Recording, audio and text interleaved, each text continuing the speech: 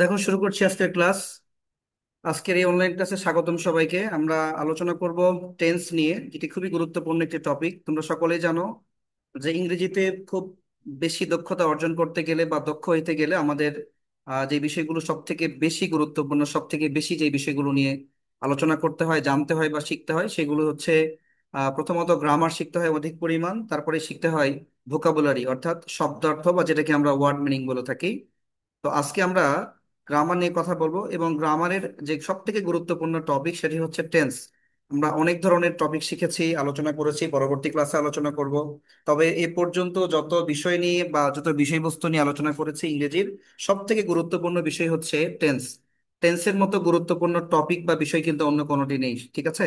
তো সব থেকে বেশি গুরুত্ব দিতে হবে সে কারণে টেন্সকে টেন্সকে সব থেকে বেশি গুরুত্ব দিয়ে আজকের টেন্সের যে আলোচনাটি, যে ক্লাসটি, সকলে আন্তরিকতার সাথে ক্লাসে থাকবে, কথাগুলো শুনবে, মন দিয়ে বোঝার চেষ্টা করবে।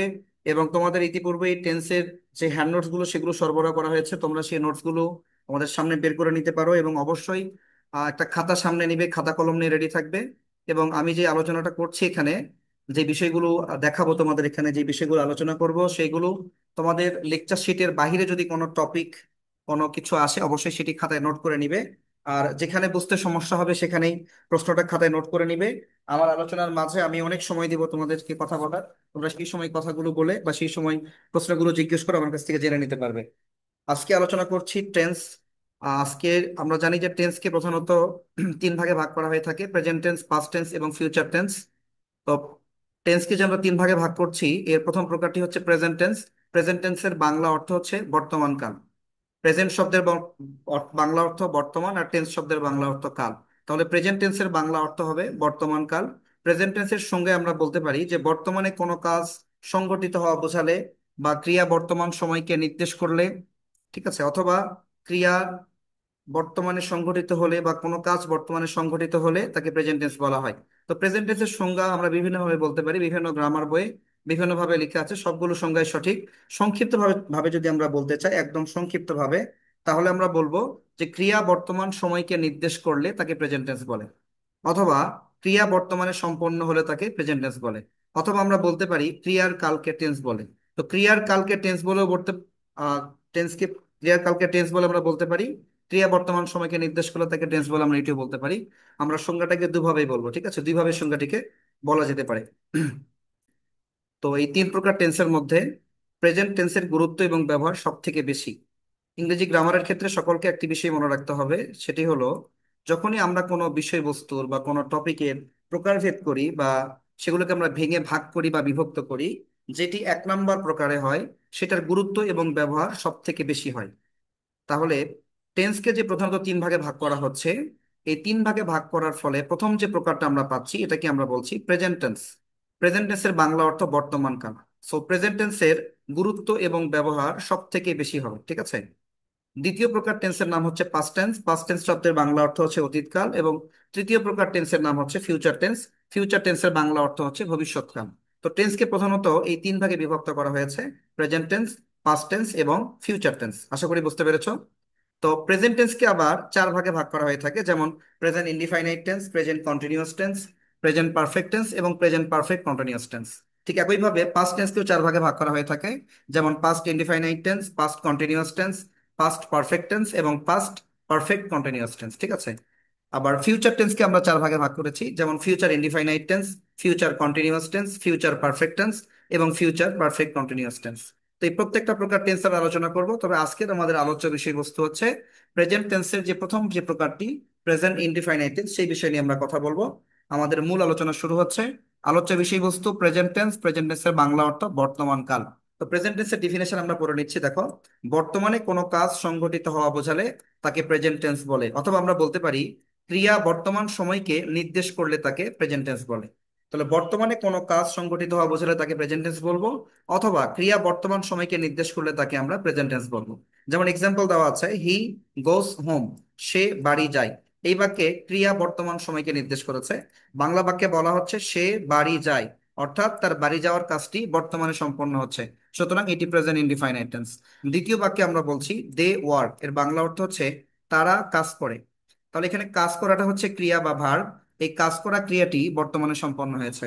তো ক্রিয়া যেহেতু বর্তমানে সম্পন্ন হয়েছে বা বর্তমান সময়কে নির্দেশ করছে, সুতরাং দে ওয়ার্ক এই বাক্যটিকে আমরা বলছি প্রেজেন্ট ইনডিফাইনাইট টেন্স, এবং হি গোস হোম এই বাক্যটি প্রেজেন্ট ইনডিফাইনাইট টেন্স। তাহলে প্রেজেন্ট ইনডিফাইনাইট টেন্স বা প্রেজেন্ট টেন্সের ডেফিনেশন গুলো কিন্তু একই রকম এবং এক্সাম্পল গুলো সেম। তো প্রেজেন্ট টেন্সের সংজ্ঞায় আমরা যেটি শিখেছি, ক্রিয়া বর্তমান সময়কে নির্দেশ করবে। যেমন হি গোস হোম, দে ওয়ার্ক।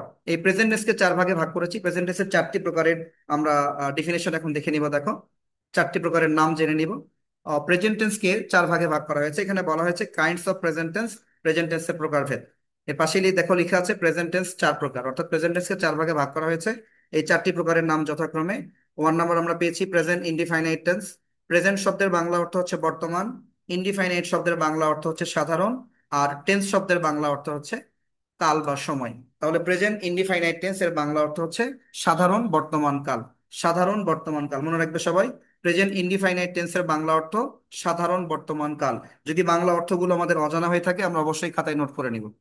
দ্বিতীয় যে প্রকারটি আমরা পেয়েছি, এটাকে আমরা বলছি প্রেজেন্ট কন্টিনিউয়াস টেন্স। প্রেজেন্ট শব্দের বাংলা অর্থ বর্তমান, আর কন্টিনিউয়াস শব্দটি এসেছে কন্টিনিউ থেকে। কন্টিনিউ শব্দটি ভার্ব, আর কন্টিনিউয়াস হচ্ছে এখানে অ্যাডজেক্টিভ। তাহলে কন্টিনিউ মানে চলতে থাকা, আর কন্টিনিউয়াস শব্দের বাংলা অর্থ হচ্ছে চলমান। তাহলে প্রেজেন্ট মানে হচ্ছে বর্তমান, কন্টিনিউয়াস মানে চলমান, বর্তমান চলমান। টেন্সের বাংলা অর্থ হচ্ছে কাল বা সময়।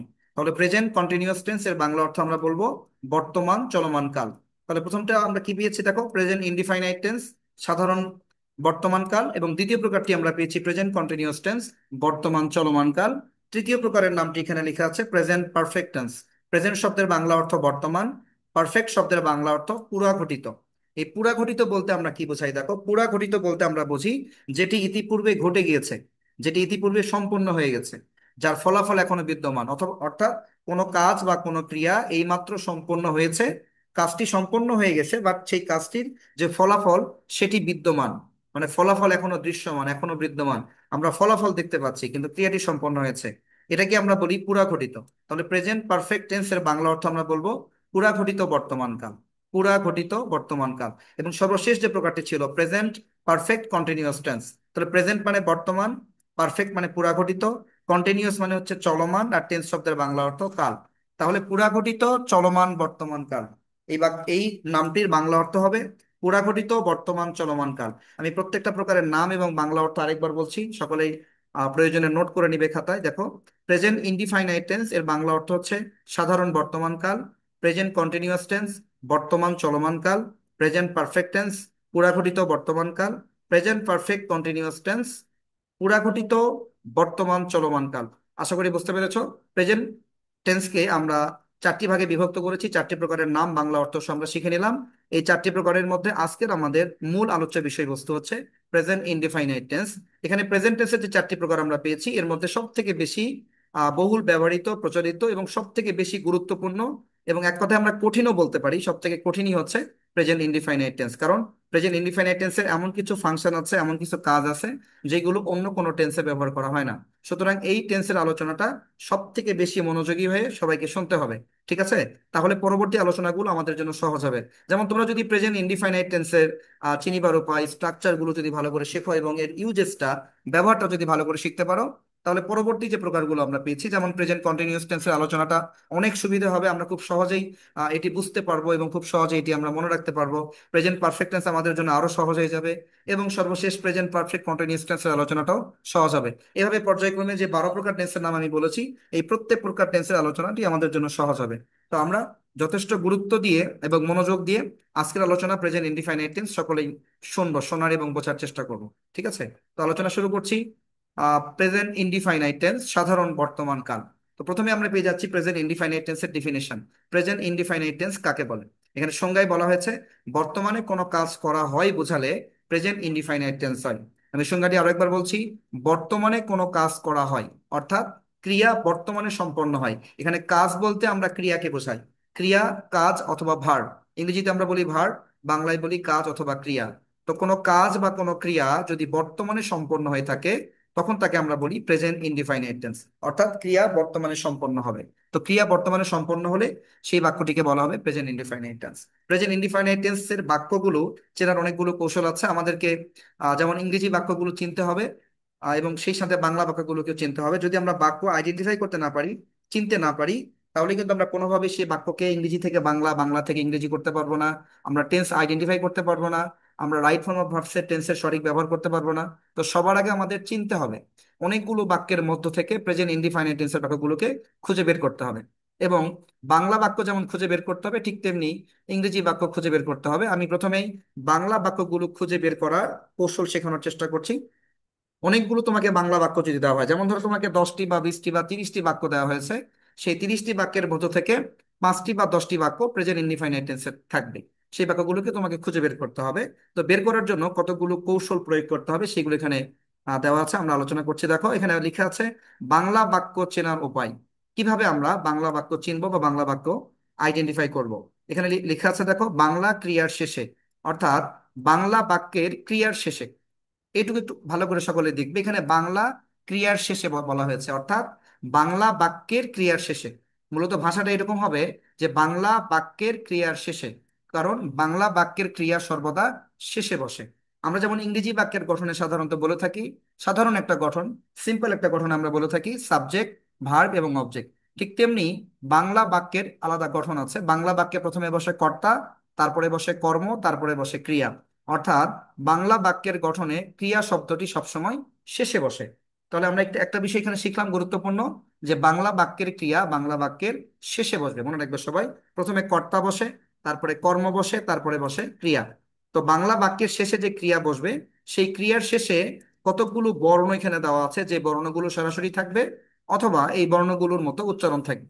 তাহলে বাংলা বাক্যের ক্রিয়ার শেষে কি থাকতে পারে? রস্বই থাকতে পারে, স্বরীয় থাকতে পারে, অন্ত্যেষ্ঠে অ থাকতে পারে, এ থাকতে পারে এবং ও থাকতে পারে। এই বর্ণগুলো সরাসরি থাকতে পারে অথবা এই বর্ণগুলোর মতো উচ্চারণ থাকতে পারে। তবে এখানে মনে রাখতে হবে সকলকেই, যে বাংলা বাক্যে ক্রিয়ার শেষে রস্বই বর্ণটি সরাসরি থাকতে পারে, অন্ত্যেষ্ঠীয় অ বর্ণটি সরাসরি থাকতে পারে এবং ও বর্ণ সরাসরি থাকতে পারে। স্বরীয় এবং এ, এই দুটি বর্ণ সরাসরি থাকে না, এই দুটি বর্ণের মতো উচ্চারণ থাকে। যেমন এখানে 5টি এক্সাম্পল দেওয়া হয়েছে, দেখো প্রত্যেকটি বর্ণ দিয়ে আমরা এক্সাম্পল গুলো দেখে নেই। প্রথম এক্সাম্পলটি ছিল সে বিদ্যালয়ে যায়। সে বিদ্যালয়ে যায়, এই বাক্যের সর্বশেষে যে শব্দটি আছে যায়, যায় হচ্ছে এই বাক্যের ক্রিয়া। আমরা একটু আগে আলোচনা করেছি বাংলা বাক্যের ক্রিয়া সবসময় বাক্যের শেষে বসবে। তাহলে এই বাক্যের যাই শব্দটি হচ্ছে এখানে ক্রিয়া, এবং সেই ক্রিয়ার শেষে দেখো অন্ত্যেষ্ঠে অ আছে। তাহলে কোনো বাক্যের ক্রিয়ার শেষে যদি অন্ত্যেষ্ঠে অ থাকে, বাক্যটি হয়ে যাবে প্রেজেন্ট ইনডিফাইনাইট টেন্স।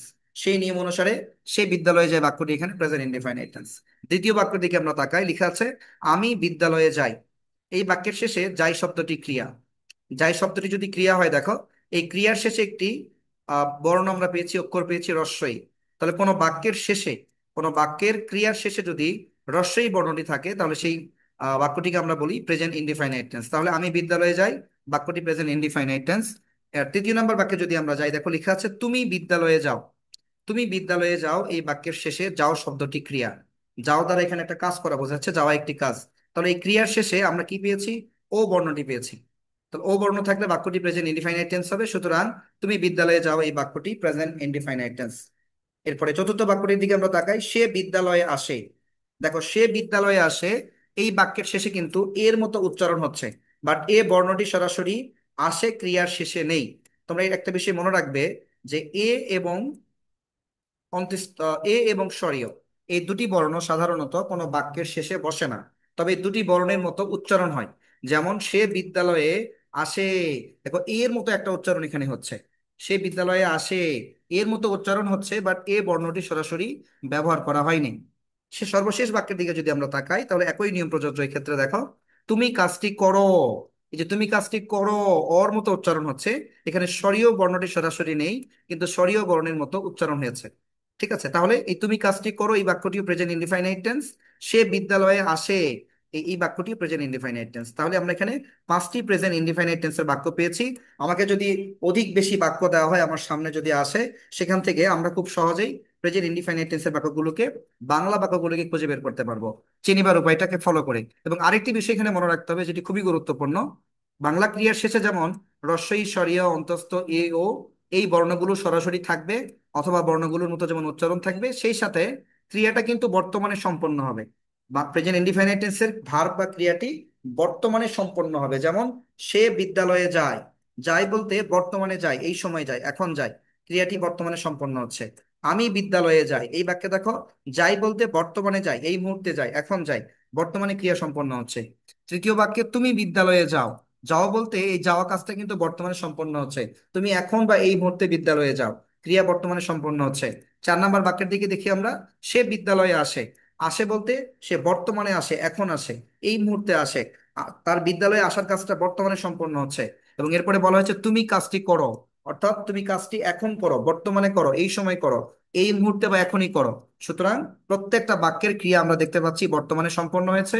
এবং প্রত্যেকটা ক্রিয়ার শেষে এই যে 5টি বর্ণ আমরা পেয়েছি, হ্রস্ব ই স্বরীয় অন্তস্থ এ ও, এই বর্ণগুলো সরাসরি আছে কোথাও, আবার কোথাও এই বর্ণগুলোর মতো উচ্চারণ হয়েছে। সুতরাং এই বাক্যগুলো প্রেজেন্ট ইনডিফাইনাইট টেন্স। তাহলে আমরা এই চিনিবার উপায়টাকে ফলো করে আমরা অনেকগুলো বাক্যের মধ্যে থেকে প্রেজেন্ট ইনডিফাইনাইট টেন্সের বাংলা বাক্য খুব সহজেই খুঁজে বের করতে পারবো।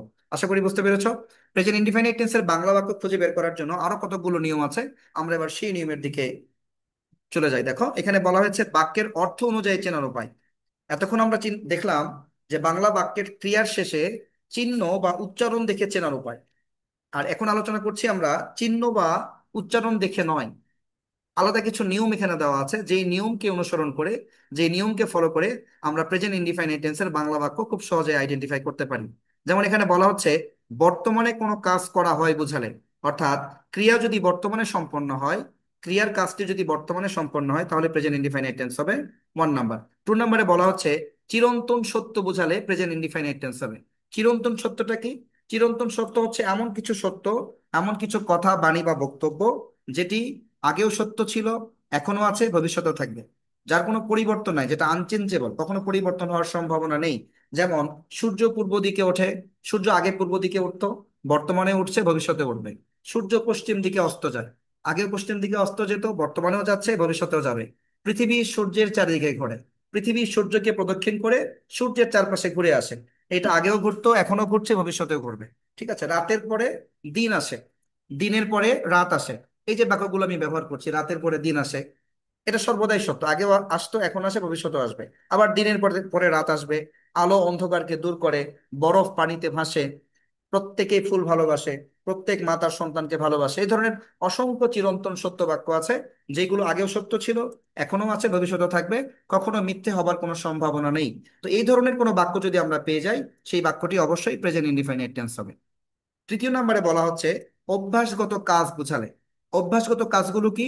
এমন কিছু কাজ, এমন কিছু কর্ম বা এমন কিছু ক্রিয়া আছে যেগুলো আমাদের দ্বারা নিয়মিত সম্পন্ন হয়, যে কাজগুলো আমরা করতে করতে অভ্যস্ত হয়ে পড়েছি, যে কাজগুলো আমাদের অভ্যাসে পরিণত হয়েছে, আমরা ইচ্ছে করলে যেগুলো পরিবর্তন করতে পারি না, এগুলোই হচ্ছে অভ্যাসগত কাজ। যেমন আমরা দিনে একবার গোসল করি, এটা মোটামুটি আমাদের অভ্যাস। আমরা দিনে রাতে 3 বার খাবার গ্রহণ করি, 3 বার খাবার খাই, এটা আমাদের অভ্যাস। ঠিক আছে, আমরা দিনে এবং রাতে 2 বার ব্রাশ করি, দাঁত ব্রাশ করি, after dinner and after breakfast, রাতের খাবারের পরে, সকালের খাবারের পরে পরে, এইটা আমাদের অভ্যাস। অনেক মানুষ দেখবে নানা ধরনের মেডিসিন বা ঔষধ খেয়ে অভ্যস্ত, এটা তার অভ্যাস। অনেকে বিভিন্ন ধরনের খাবার খেয়ে অভ্যস্ত, বিভিন্ন খাবারের অভ্যাস, যেমন অনেকে পান খেয়ে থাকে, এটা তার অভ্যাস। এ ধরনের অভ্যাসগত যে কাজগুলো আছে, যেমন আমি যদি বলি যে বাবা প্রত্যহ সকালে কোরআন পড়েন, বাবা প্রতিদিন সকালবেলা কোরআন পড়েন, এটা বাবার অভ্যাস। মা প্রতিদিন রাতে টিভি দেখেন, মার এটা অভ্যাস। আমার ভাই নিয়মিত ফুটবল খেলে, ফুটবল খেলা তার অভ্যাস। আমার বোন ছবি আঁকে, ছবি আঁকা তার অভ্যাস, সে সময় পেলে ছবি আঁকে। আমার ভাই সময় পেলে ফুটবল খেলে, মা সময় পেলে জামা কাপড় সেলাই করে, বাবা সময় পেলে কবিতা লিখে, গল্প লিখে, ইত্যাদি ইত্যাদি। তো এগুলো হচ্ছে অভ্যাসগত সত্য। তো আমরা যে কাজগুলো করতে করতে অভ্যস্ত হয়ে পড়েছি, এ ধরনের অভ্যাসগত সত্য বাক্যগুলো যদি আমরা কখনো প্রকাশ করতে চাই, অবশ্যই প্রেজেন্ট ইনডিফিনাইট টেন্সে প্রকাশ করতে হবে। এবং এই ধরনের বাক্য যদি কখনো আমাদের সামনে আসে, বাক্যটিকে আমরা প্রেজেন্ট ইনডিফিনাইট টেন্স বলবো। 4 নম্বরে বলা হয়েছে নিকটতম ভবিষ্যতের কোনো কাজ বোঝাবে, যেটাকে আমরা ইংরেজিতে বলে থাকি নিয়ার ফিউচার। নিয়ার মানে নিকটতম, ফিউচার মানে ভবিষ্যৎ। তাহলে নিকটতম ভবিষ্যৎ বলতে বোঝানো হয় যেটি অতি সম্প্রতি ঘটে গেছে, মানে অতি সম্প্রতি ঘটবে, সামনেই ঘটবে। যেমন বর্তমান যে মাসটি, এই মাসটিকে আমরা জুলাই মাস বলছি, আমাদের সামনে যে মাসটি আসবে সেটি হবে অগাস্ট মাস, অগাস্টের পরে যে মাসটি আসবে সেটি হবে সেপ্টেম্বর। তাহলে অগাস্ট আমাদের সামনে, এটা ভবিষ্যৎ। অগাস্টের পরে আসবে সেপ্টেম্বর, সেপ্টেম্বর শব্দটাও ভবিষ্যৎ। এই দুটি মাসই কিন্তু ভবিষ্যৎ। কিন্তু তুলনামূলকভাবে এই দুটি মাসের মধ্যে আমাদের নিকটতম ভবিষ্যৎ হচ্ছে অগাস্ট। নিকটতম ভবিষ্যৎ মাসের নাম হচ্ছে অগাস্ট মাস। সুতরাং এই যে নিকটতম যে ভবিষ্যৎ, এ ধরনের যদি কোনো সেন্টেন্স আমরা পেয়ে যাই যেখানে অতি নিকটে ভবিষ্যতে কোনো ক্রিয়া সম্পন্ন হচ্ছে বা কোনো ক্রিয়া সম্পন্ন হবে, তাহলে বাক্যটিকে আমরা প্রেজেন্ট ইনডিফিনিট টেন্স বলবো। যদিও ভবিষ্যৎ শব্দটা এখানে যুক্ত করা আছে, আমরা জানি ভবিষ্যৎ বলতে ফিউচার টেন্সকে বোঝানো হয়, কিন্তু সেই ভবিষ্যৎটা যদি দূরবর্তী ভবিষ্যৎ না হয়ে, আমি আবার বলছি, দূরবর্তী ভবিষ্যৎ না হয়ে যদি নিকটতম ভবিষ্যৎ হয়, তাহলে অবশ্যই বাক্যটি হবে প্রেজেন্ট ইনডিফাইনাইট টেন্স। তাহলে নিকটতম ভবিষ্যতে কোনো কাজ করা হলে বা কাজ করা বোঝালে বাক্যটি প্রেজেন্ট ইনডিফাইনাইট টেন্স হবে। সর্বশেষ দেখো 5 নম্বরে বলা হয়েছে ঐতিহাসিক কোনো ঘটনার বর্ণনা করলে। এমন কিছু ঘটনা, এমন কিছু তথ্য উপাত্ত যেগুলো ইতিহাসে লেখা আছে, যেগুলো ইতিহাসে লেখা আছে, আমরা ইতিহাস থেকে জানতে পারি, ওই সেগুলিকে আমরা বলি ঐতিহাসিক ঘটনা। তো এই ধরনের ঐতিহাসিক ঘটনাগুলোকে যদি আমরা প্রকাশ করতে চাই, অবশ্যই প্রেজেন্ট ইনডিফাইনাইট টেন্সে প্রকাশ করতে হবে। ঐতিহাসিক কোনো ঘটনা পাস্ট টেন্সে প্রকাশ করা যাবে না, ফিউচার টেন্সে প্রকাশ করা যাবে না, অলওয়েজ প্রেজেন্ট ইনডিফাইনাইট টেন্সে বর্ণনা করতে হবে। আশা করি বুঝতে পেরেছো। যেমন আমরা অনেক সময় আমাদের বাংলাদেশের স্বাধীনতা যুদ্ধ 1971 সালে হয়েছিল, এটা ঐতিহাসিক ঘটনা। আমাদের বাংলাদেশে 1952 সালে ভাষা আন্দোলন হয়েছিল, এটি একটি ঐতিহাসিক ঘটনা। আমাদের বাংলাদেশে 2024 সালের জুলাই আগস্টের যে মুভমেন্টটা হয়েছিল, যে আন্দোলনটা হয়েছিল, গণ অভ্যুত্থান হয়েছিল, এটা একটা ঐতিহাসিক ঘটনা। এ ধরনের যত ঐতিহাসিক ঘটনা আছে, এগুলো যদি আমরা বর্ণনা করতে চাই, অবশ্যই আমাকে প্রেজেন্ট ইনডিফাইনাইট টেন্সে বর্ণনা করতে হবে। ঠিক আছে, অতীতে ঘটে যাওয়া ঘটনাগুলো সর্বদাই পাস্ট টেন্সে হয়ে থাকে, বাট আমরা যদি বর্ণনা করতে চাই, তাহলে প্রেজেন্ট ইনডিফাইনাইট টেন্সে বর্ণনা করতে হয়। এই তথ্যটি লেখা আছে এখানে। তাহলে আমরা শিখলাম বাক্যের অর্থ অনুযায়ী প্রেজেন্ট ইনডিফাইনাইট টেন্স চেনার কৌশল। ক্রিয়া বর্তমানে সম্পন্ন হবে, চিরন্তন সত্য বোঝাবে, অভ্যাসগত কাজ বোঝাবে, নিকটতম ভবিষ্যতের কোনো কাজ বোঝাবে, এবং ঐতিহাসিক কোনো ঘটনা বর্ণনা করা হলে সবগুলো বাক্যই হয়ে যাবে প্রেজেন্ট ইনডিফাইনাইট টেন্স। আশা করি বুঝতে পেরেছো। এতক্ষণ আলোচনা করছিলাম প্রেজেন্ট ইনডিফাইনাইট টেন্সের বাংলা বাক্য চেনার উপায়। এর পর্যায়ে আমরা যাব প্রেজেন্ট ইনডিফাইনাইট টেন্সের ইংরেজি বাক্য চেনার উপায়। যেমন অনেকগুলো বাক্যের মধ্য থেকে আমরা প্রেজেন্ট ইনডিফাইনাইট টেন্সের বাংলা বাক্য খুঁজে বের করব, আইডেন্টিফাই করব, ঠিক তেমনি অনেকগুলো টেন্সের বাক্যের মধ্য থেকে প্রেজেন্ট ইনডিফাইনাইট টেন্সের ইংরেজি বাক্য আইডেন্টিফাই করতে হবে। আইডেন্টিফাই সেন্টেন্সটা খুব গুরুত্বপূর্ণ একটা পার্ট। তোমাদের হয়তো বা অনেকের মনে প্রশ্ন আসছে যে আমি এই বিষয়গুলো এত লম্বা সময় নিয়ে কেন কথা বলছি। বাবা, আমাদের এই ক্লাসের তেমন কোনো তাড়াহুড়ো নেই যে আমাদের 1 ঘন্টা বা 30 মিনিটের মধ্যে ক্লাস শেষ করতে হবে, বা একদিনে আমরা 2টা বা 3টা টেন্স শিখে শেষ করব। আমি খুব আস্তে আস্তে শেখানোর চেষ্টা করছি, একই কথা বারবার বলছি, খুব ভেঙে ভেঙে বোঝানোর চেষ্টা করছি। তোমরা মন দিয়ে শুনবে, অবহেলা করিও না। কারণ অনেকে ভাবতে পারো যে বাক্য চেনার উপায় কেন প্রয়োজন, আমরা তো বাক্য চিনি। আসলে আমরা চিনি না। আইডেন্টিফাইড টেন্স যদি এখনই আমরা প্র্যাকটিসে যাই, আমরা অনেক ধরনের বাক্য দেখে চিনতেই পারি না যে কোন কোন বাক্য প্রেজেন্ট ইনডিফাইনাইট টেন্স। তো যদি আমরা ইংরেজি বাক্য চিনতে না পারি, তাহলে সেই বাক্যের আমরা বাংলা অনুবাদ করতে পারবো না। আমরা যদি প্রেজেন্ট ইনডিফাইনাইট টেন্স চিনতে না পারি, সেই বাক্যটাকে আমরা পরিবর্তন করতে পারবো না। আমরা যদি প্রেজেন্ট ইনডিফাইনাইট টেন্স চিনতে না পারি, তাহলে সেই প্রেজেন্ট ইনডিফাইনাইট টেন্সের যে রাইট ফর্ম অফ ভার্বস আসবে, অর্থাৎ ভুল ভার্বগুলোকে সঠিক করার যে নিয়ম আসবে, সেগুলোকে আমরা সঠিক করতে পারবো না। সুতরাং টেন্স শেখার ক্ষেত্রে গুরুত্বপূর্ণ পার্ট হচ্ছে identify tense, identification of tense. আমাকে টেন্স আইডেন্টিফাই করতে হবে, শিখতে হবে আইডেন্টিফাই করা। বাংলা বাক্য এবং ইংরেজি বাক্য উভয় বাক্যকে আইডেন্টিফাই করা শিখতে হবে। তো আমরা বাংলা বাক্য আইডেন্টিফাই করার বিষয়ে আলোচনা করেছি। তোমরা আবারও প্রয়োজনে এগুলো বাসায় দেখবে, আমি আবারও দেখাবো প্রয়োজনে। আমরা একটু শিখে নেব এই পর্যায়ে ইংরেজি বাক্য কিভাবে আইডেন্টিফাই করতে হয়। তো ইংরেজি বাক্য আইডেন্টিফাই করার যে 1 নাম্বার যে রুলসটা এখানে পেয়ে যাচ্ছি আমরা, বাক্যটির ভার্ব বর্তমানে সম্পন্ন হবে। অর্থাৎ কোন একটা ইংরেজি বাক্যের ভার্বের বাংলা অর্থ হচ্ছে ক্রিয়া। কোন একটি ইংরেজি বাক্যের ভার্ব বা ক্রিয়া যদি বর্তমানে সম্পন্ন হয়, তাহলে বাক্যটি প্রেজেন্ট ইনডিফাইনাইট টেন্স হবে। তাহলে প্রথম শর্তটা আমরা কি পেয়েছি? প্রথম চেনার উপায় কি পেয়েছি? ক্রিয়াটি বর্তমানে সম্পন্ন হবে, অর্থাৎ প্রেজেন্ট ইনডিফাইনাইট টেন্সের ভার্ব বর্তমানে সম্পন্ন হবে। তো কোনো ক্রিয়া যদি বর্তমানে সম্পন্ন হয় কোনো বাক্যের, সেই বাক্যটি প্রেজেন্ট ইনডিফাইনাইট টেন্স হবার সম্ভাবনা আছে। দ্বিতীয় নিয়মে বলা হচ্ছে এমন একটা স্ট্রাকচার দেওয়া হয়েছে, যে স্ট্রাকচার থাকলে বাক্যটি প্রেজেন্ট ইনডিফাইনাইট টেন্স হবে। তো স্ট্রাকচারটা আমরা দেখছি, সাবজেক্ট থাকবে, V1 থাকবে, অবজেক্ট অথবা এক্সটেনশন থাকবে। এই গঠন অনুসারে বাক্য হবে। অর্থাৎ বাক্যের প্রথমে সাবজেক্ট থাকবে, সাবজেক্টের পরে V1। V1 বলতে আমরা বুঝি ভার্বের প্রেজেন্ট ফর্ম। আমরা জানি ভার্বের 3টি ফর্ম হয়, প্রেজেন্ট ফর্ম, পাস্ট ফর্ম এবং পাস্ট পার্টিসিপল ফর্ম। তো V1 থাকবে মানে ভার্বের প্রেজেন্ট ফর্ম হবে, এবং তারপরে অবজেক্ট থাকবে। অবজেক্ট শব্দের বাংলা অর্থ হচ্ছে কর্ম। অবজেক্ট শব্দের বাংলা অর্থ কর্ম। এই অবজেক্টের বিস্তারিত আলোচনা আছে, আমরা পরবর্তীতে কোনো একটা ক্লাসে শিখে নেব। অবজেক্ট সাবজেক্টের হয়, অবজেক্ট ভার্বের হয়, এবং অবজেক্টেরও অবজেক্ট হয়। অবজেক্টের প্রকার আছে ডিরেক্ট অবজেক্ট, ইনডিরেক্ট অবজেক্ট। এগুলো পর্যায়ক্রমে আমরা শিখে নেব। আজকে শুধু বাংলা অর্থটা শিখে নাও। অবজেক্টের বাংলা অর্থ হচ্ছে কর্ম। কর্ম কাকে বলে? সাবজেক্ট যাকে আশ্রয় করে ক্রিয়া সম্পন্ন করে তাকে কর্ম বলে। এই প্রত্যেকটা সংজ্ঞা আমাদের জানা দরকার। যেমন সাবজেক্ট কাকে বলে?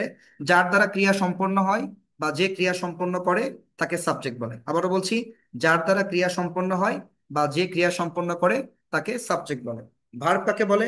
যে ওয়ার্ড দ্বারা কোনো কাজ করা বা হওয়া বোঝায় তাকে ভার্ব বলে। আবারও বলছি, যে ওয়ার্ড দিয়ে কোনো কাজ করা বা হওয়া বোঝায় তাকে ভার্ব বলে। এই ভার্বের 1 নম্বর ফর্ম অর্থাৎ V1 হবে। V1 বলতে আমরা প্রেজেন্ট ফর্মকে বোঝাই।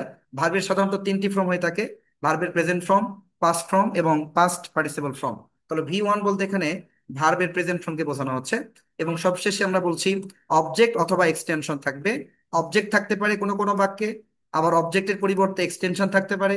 আবার এমন কিছু সেন্টেন্স আমরা পেয়ে যাব যেখানে অবজেক্ট থাকবে এবং এক্সটেনশন উভয়টি থাকবে। তো এক্সটেনশন শব্দের বাংলা অর্থ হচ্ছে অতিরিক্ত অংশ। এখানে সংক্ষিপ্ত করে এক্স লিখে দেওয়া আছে। মূলত শব্দটি এক্সটেনশন মানে বাক্যের অতিরিক্ত অংশ, অবজেক্ট মানে কর্ম। তাহলে সাবজেক্ট V1, অবজেক্ট বা এক্সটেনশন, এই স্ট্রাকচারে বাক্যটি তৈরি থাকবে। বাক্যটি হবে, যদি হয় তাহলে প্রেজেন্ট ইনডিফিনিট টেন্স হবে। তৃতীয় নাম্বার এখানে বলা হচ্ছে সাবজেক্টের পরে ডোনট বা ডাজ নট থাকবে। আমি আবার বলছি, দেখো, সাবজেক্টের পরে ডোনট বা ডাজ নট হবে। সাবজেক্টের পরে যদি কোনো বাক্যে ডোনট বা ডাজ নট থাকে, বাক্যটি অবশ্যই প্রেজেন্ট ইনডিফাইনাইট টেন্স হবে। সাবজেক্টের পরে যদি ডোনট বা ডাজ নট থাকে, কারণ প্রেজেন্ট ইনডিফাইনাইট টেন্সের বাক্যকে নেগেটিভ করার জন্য সাবজেক্টের পরে ডোনট বা ডাজ নট ব্যবহার করতে হয়। এই ডোনট বা ডাজ নট অন্য কোনো টেন্সে ব্যবহার করা হয় না, শুধুমাত্র প্রেজেন্ট ইনডিফাইনাইট টেন্সে ব্যবহার করা হয়। তাহলে কোনো বাক্যে যদি আমরা ডোনট অথবা ডাজ নট পেয়ে যাই, আমরা নিঃসন্দেহে বাক্যটিকে প্রেজেন্ট ইনডিফাইনাইট টেন্স বলবো। কারণ প্রেজেন্ট ইনডিফাইনাইট টেন্সে শুধুমাত্র ডোনট এবং ডাজ নট বসে, অন্য কোনো টেন্সে বসে না। আচ্ছা, সর্বশেষ যে 4 নাম্বার যে নিয়মটা আমরা পাচ্ছি, বাক্যের শুরুতে ডু অথবা ডাজ বসবে। অর্থাৎ বাক্যটি যদি প্রেজেন্ট ইনডিফাইনাইট টেন্স হয়, বাক্যের শুরুতে আমরা ডু অথবা ডাজ ব্যবহার করব। কারণ বাক্যের শুরুতে যখনই ডু অথবা ডাজ বসবে, বাক্যটি ইন্টারোগেটিভ হবে। তাহলে সাবজেক্ট V1, অবজেক্ট এক্সটেনশন, এটি প্রেজেন্ট ইনডিফাইনাইট টেন্সের হ্যাঁ বোধক বাক্যের গঠন। প্রেজেন্ট ইনডিফাইনাইট টেন্সের বাক্য যদি না বোধক হয়, তাহলে সাবজেক্টের পরে ডোনট বা ডাজ নট থাকবে। প্রেজেন্ট ইনডিফাইনাইট টেন্সের বাক্য যদি প্রশ্নবোধক হয়, তাহলে বাক্যের শুরুতে ডু অথবা ডাজ বসবে। ঠিক আছে? তাহলে এইভাবে যদি কোনো সেন্টেন্স আমাদের সামনে আসে যে বাক্যের শুরুতে ডু অথবা ডাজ আছে, নিঃসন্দেহে আমরা বাক্যটিকে প্রেজেন্ট ইনডিফিনিট টেন্স বলবো। কোনো বাক্যে যদি সাবজেক্টের পরে ডু নট বা ডাজ নট থাকে, তাহলে সেক্ষেত্রে সেই বাক্যটিকে আমরা প্রেজেন্ট ইনডিফিনিট টেন্স বলবো, কারণ এটি প্রেজেন্ট ইনডিফিনিট টেন্সের নামবোধক বাক্য। এবং কোনো বাক্যের শুরুতে যদি সাবজেক্ট, ভার্ব, কোনো বাক্যের গঠন যদি সাবজেক্ট, V1, অবজেক্ট বা এক্সটেনশন এই গঠন অনুসারে হয়ে থাকে, তাহলে সেই বাক্যটিকে আমরা প্রেজেন্ট ইনডিফিনিট টেন্স বলবো। তাহলে আশা করা যায় আমরা সকলেই বুঝতে পেরেছি যে ইংরেজি বাক্য অনেকগুলো বাক্যের মধ্য থেকে, অনেক বাক্যের মধ্য থেকে আমরা কিভাবে প্রেজেন্ট ইনডিফিনিট টেন্সের ইংরেজি বাক্য খুঁজে বের করব। আমরা অবশ্যই এই নিয়মটাকে যদি ফলো করি, মনে রাখতে পারি, তাহলে আমরা ইংরেজি বাক্য আইডেন্টিফাই করতে পারবো।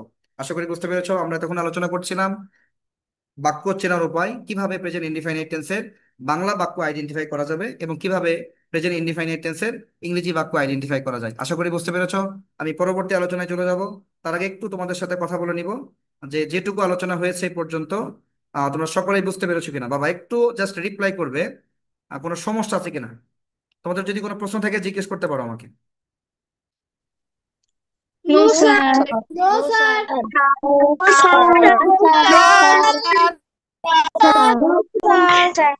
No, sir. No, sir. No, sir. আচ্ছা, সবাইকে সবাইকে অনেক ধন্যবাদ। তাহলে যেটুকু আলোচনা হয়েছে, যেটুকু আলোচনা হয়েছে এইটুকু একটু আমার সাথে শব্দ করে পড়তে হবে। আমি বলবো, তোমরা আমার সাথে বলবে। এইটুকু আমার সাথে একটু শব্দ করে পড়তে হবে। প্রথমে আমরা প্রেজেন্টেশন করছি, আমি বলছি, আমার বলা শেষ হলে তোমরা সকলে আমার সাথে সাথে বলবে। ক্রিয়া বর্তমান সময়কে নির্দেশ করলে তাকে প্রেজেন্ট টেন্স বলে। বলো, প্রেজেন্ট টেন্স কাকে বলে? বর্তমান সময়কে নির্দেশ করলে তাকে প্রেজেন্ট টেন্স বলে। এবার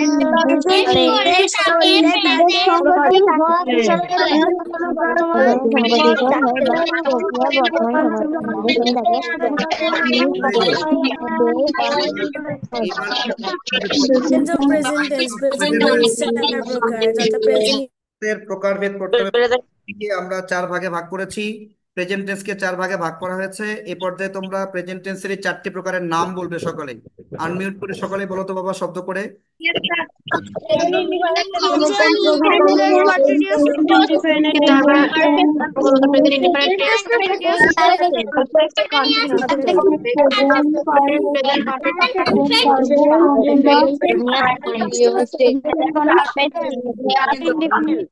আচ্ছা, ভেরি গুড, থ্যাংক ইউ সবাইকে। আচ্ছা, এইভাবে শব্দ করে পড়তে হবে, ঠিক আছে বাবা? যত বেশি শব্দ করে পড়বো আমরা, তত পড়াগুলো সহজে মেমোরাইজ হবে, মনে থাকবে আমাদের।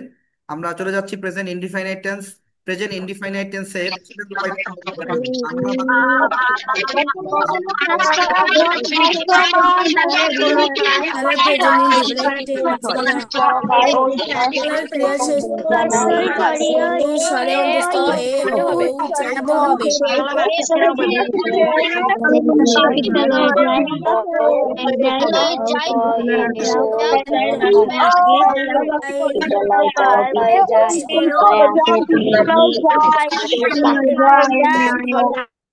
আচ্ছা, ঠিক আছে, সবাইকে ধন্যবাদ। আমরা চিনিবার উপায়টা পড়ে নিয়েছি।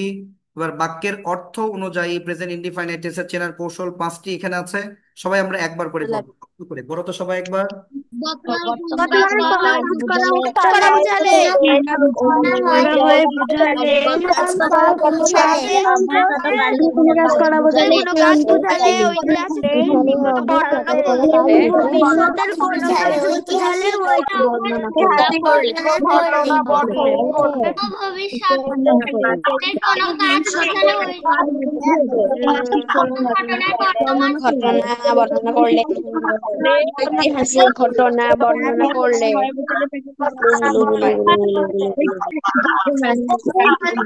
ঠিক আছে, সবাইকে অনেক ধন্যবাদ। আমরা পরবর্তী অংশে চলে আসি।